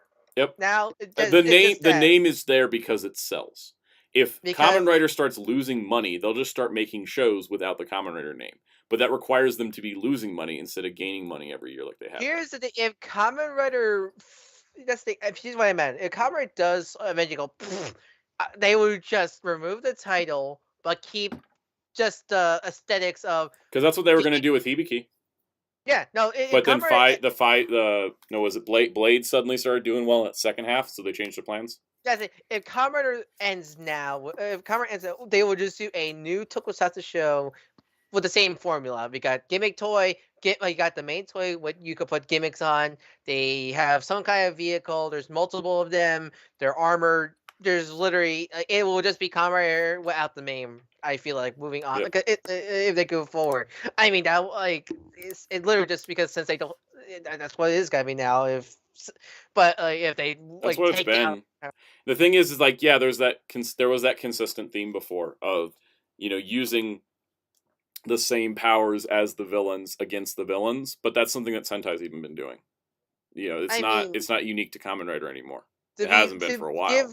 Be fair with Geats, it could the way how the show's going, the power. Well, could be every from the writer show villains. has done that. Every writer show has used the formation of the main Well, they keep- hero's powers are born from the same source as the villain.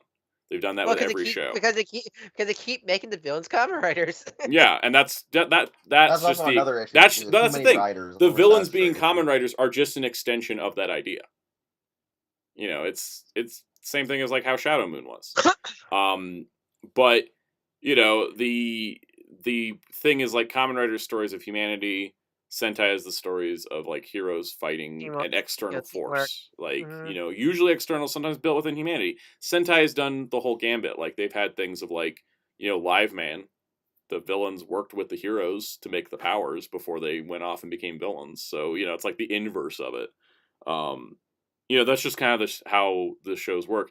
These shows have been going on for so many decades that it's hard to pare them down into a single phrase like we used to, because the longer they run, the more ideas they have to mix together, and they start borrowing ideas from each other and also ideas from Ultraman keep sneaking in too.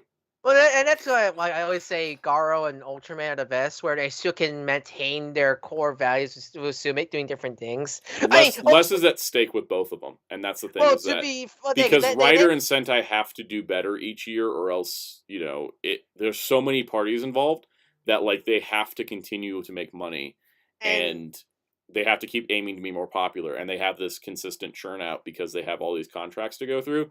Whereas Ultraman and Garo are smaller productions with less on the line, and so that has allowed them to have freedom. They have more. They also have like more easier because Ultraman is a race, so they can literally just make let's take we'll just make another Silver Man with different gimmick. And Garo is just about a Golden Knight versus horror part of this group. The other thing too is Garo is an indie project by a small studio. Tsuburuya's main thing is Ultraman. They put all their energy into it.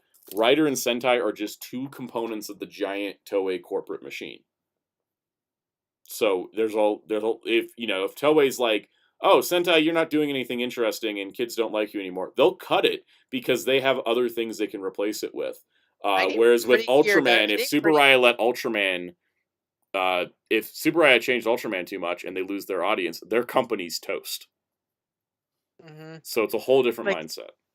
That's why they haven't done really a lot of non-Ultra stuff in years, even though people have been asking, hey, can we get like a new version of Mirror Man and like Fireman? Well, people have been wanting it in Japan for years. They wanted like new versions of them actually like having their own shows that aren't just homages like Glenn Fire. They want like there are actual experimenting with other forms of media because wasn't there the Mirror Man manga recently, right? Yep, there's Mirror Man manga. There's also things like Andro Melos just being like an Ultra Galaxy or Galaxy Rescue Force member.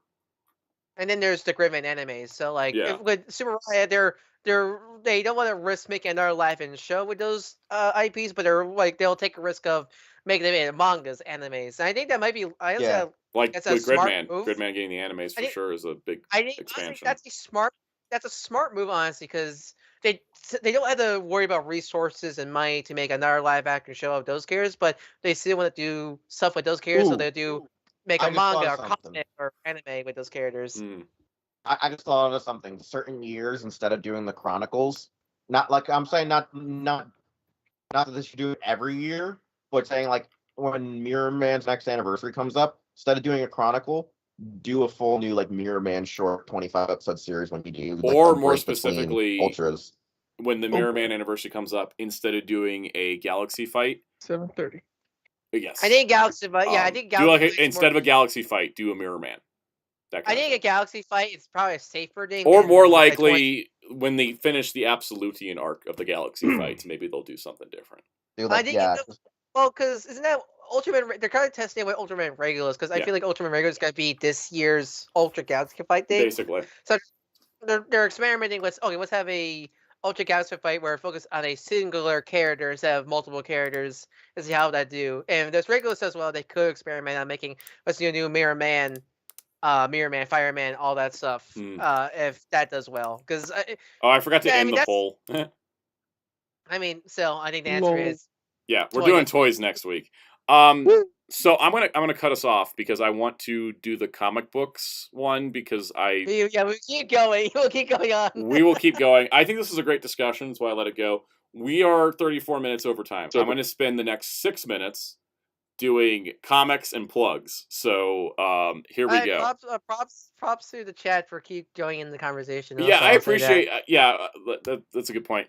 thanks to everyone that's been chatting. I know we haven't been reading the chats out the whole time because there's been a lot of discussion, but I love seeing so much discussion because, seeing you guys discuss stuff between you, bringing up good points and comments, it's all wonderful. So keep doing it.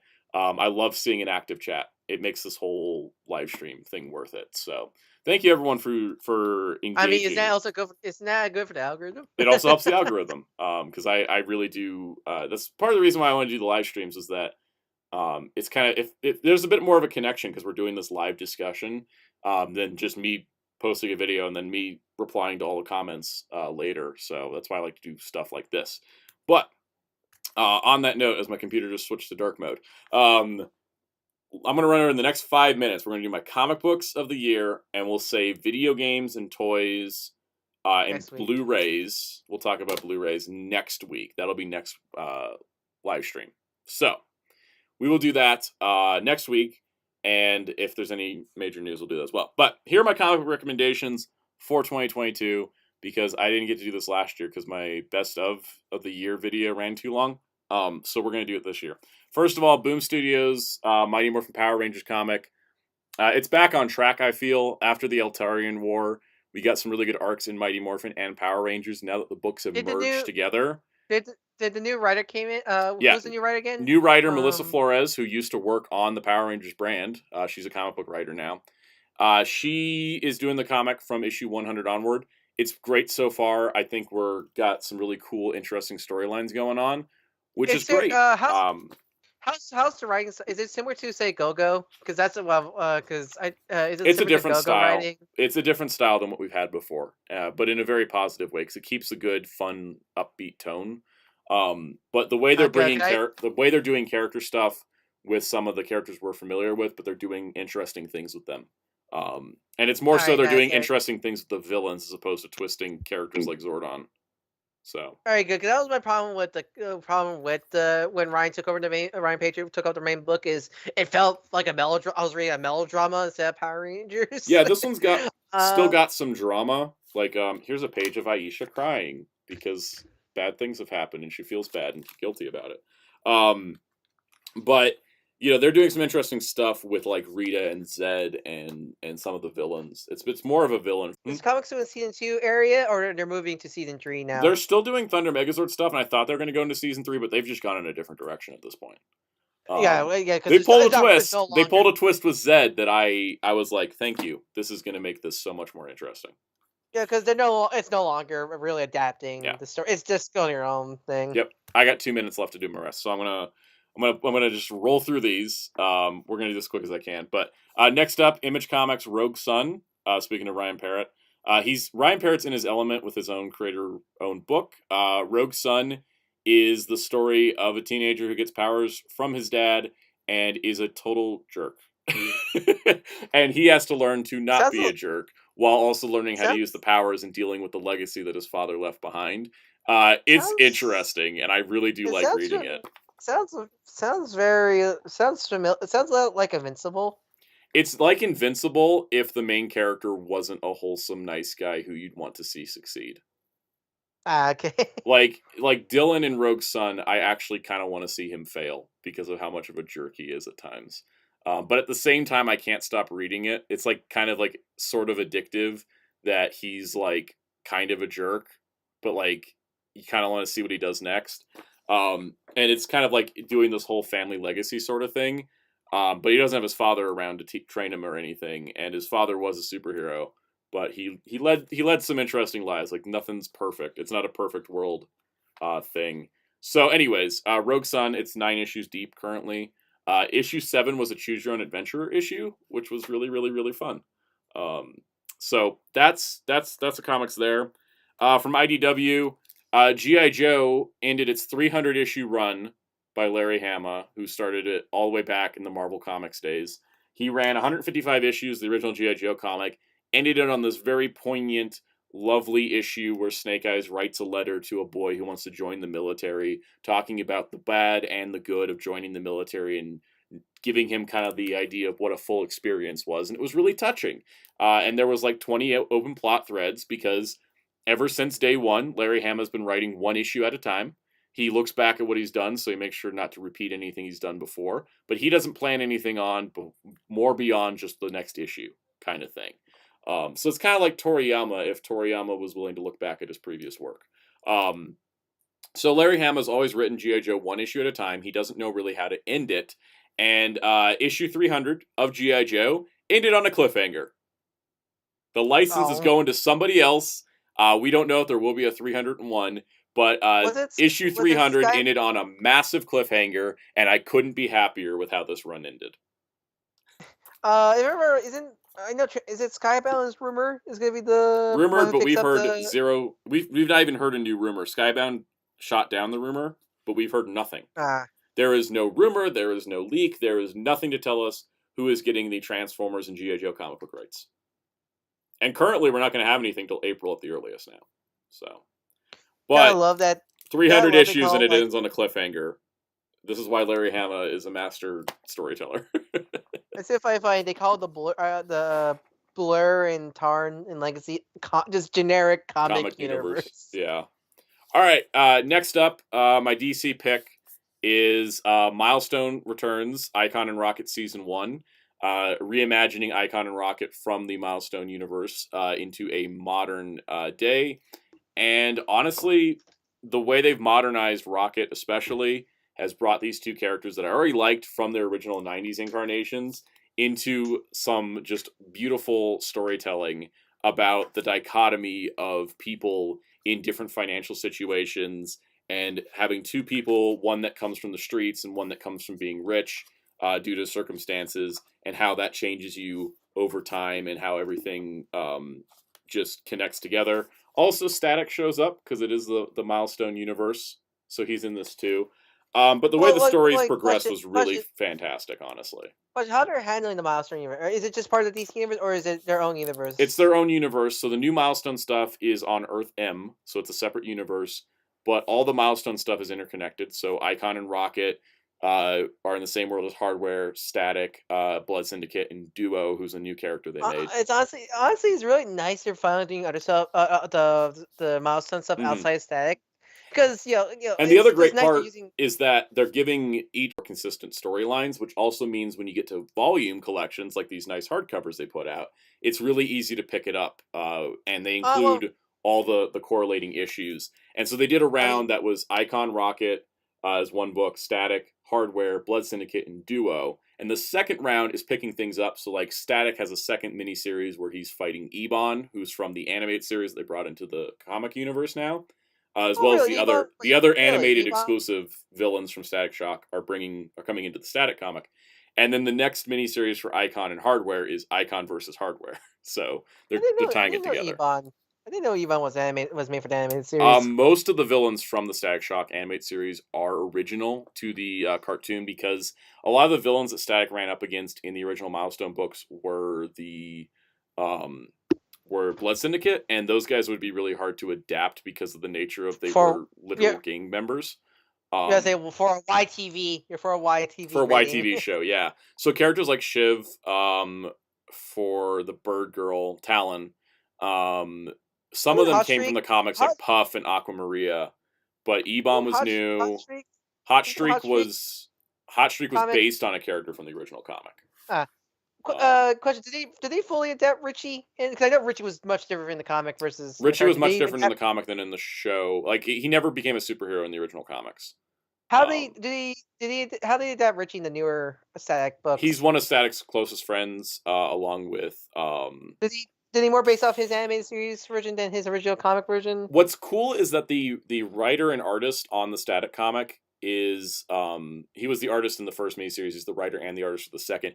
He grew up on the animated series, so he's starting to incorporate elements of the Static cartoon into the current books, which is kind of bringing it all together. So it's like taking elements of the original universe, it's updating his origin to a modern setting, and then it's also bringing in stuff from the animated series to kind of bring it all together.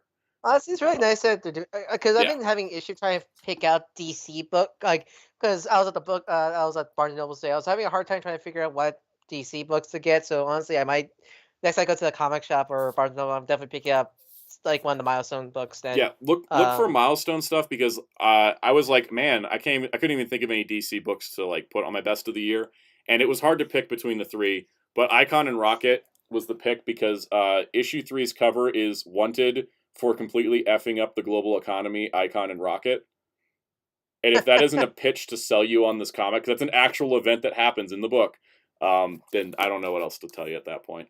But really good stuff. Yeah. There was they did a Milestone Returns issue 0 that's included in the front of all the hardcovers for the current books, which I think is honestly, great. yeah, So, honestly, it's great. It's good because again, definitely next time I go to the comic, I'm definitely picking up one of these milestone books. I want to get back into reading. I want to get into reading more DC comics. The problem is it's just more I don't know which one I want to pick up the most. DC stuff is weird right now, and it's hard to recommend anything. So I would just say go for Milestone because they're that's awesome. Because Marvel does a lot more mini series for their main heroes, so it's easy to go like, oh, I can pick up Silk, I can pick up She-Hulk, I can pick up Thor, I can pick up Ghost Rider. Where DC is like DC's got a lot of weird like some are ongoing, some are miniseries that lead into ongoings. It's too much of a mess to get into right now. But Milestone stuff is really simple. Like Icon and Rocket's a 6-issue miniseries. It's in one collection. Static, Hardware. Each title is a 6-issue miniseries, so it kind of ties together nice. And then my Marvel pick of the year is Fantastic Four Full Circle by Alex Ross. Anytime you get Alex Ross to do interiors on a comic is great.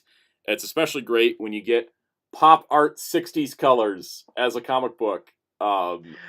It's gorgeous. This is like, when you talk about like how the artwork is an important element to comic books, this is like an art. This is a beautiful painted art piece that happens to also tell a story of the team.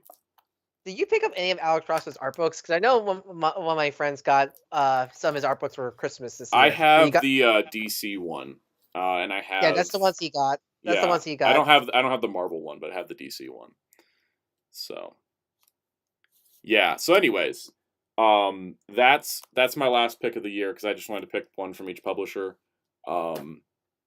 Yeah, I mean, there's other good stuff that came out this year, but that's just what I'm picking for now. Oh gosh, I just said. I'm cracking up over that. Honestly, he didn't meant to write Beast Gohan, and he wrote that instead. Just like, honestly, what I recommend, honestly, for these streams, you should do like since it's weekly, you should do like a weekly best comic of the week to help people I get more should do comics. that. I think I might start doing that as we're evolving the streams. That'd be fun. I think you should because I think it will help like a lot of people go like, oh, like preview because comic is such a the whole common thing of it's hard to get people in the comics. Yep. I think if you do like a best weekly comic thing, you should every week. That honestly would help a lot of people get into comics more. Honestly, I would like to talk about comics more. So if people are interested in it, I will totally do that. So we'll start testing that out. But next week we will do best toys and Blu-rays and stuff. Stay tuned. This week's videos, you're getting it's going to be huge. It's the September through December Blu-ray haul video. And then the other one will be this tiny little box called the Ultra Fusion card special set. It's a tiny box. No, I love it. Tiny box, long. It's gonna be tiny box, long video. This tiny box is probably an hour's worth of video alone. So stay tuned. I know I've been doing long videos lately, and I appreciate everyone who's been watching them. But it's just going to keep continuing until I get something short. Isn't the long videos usually good for the algorithm from what I hear? It does. It's not good for me producing stuff, but because of the time. But anyways, thank you everyone. We do these live streams now. That's why we do live streams. Yeah, I can do longer videos when I do live streams on Monday. So anyways, thank you all for tuning in. I know we ran like an extra hour, but we don't normally do that. We'll see how next week goes.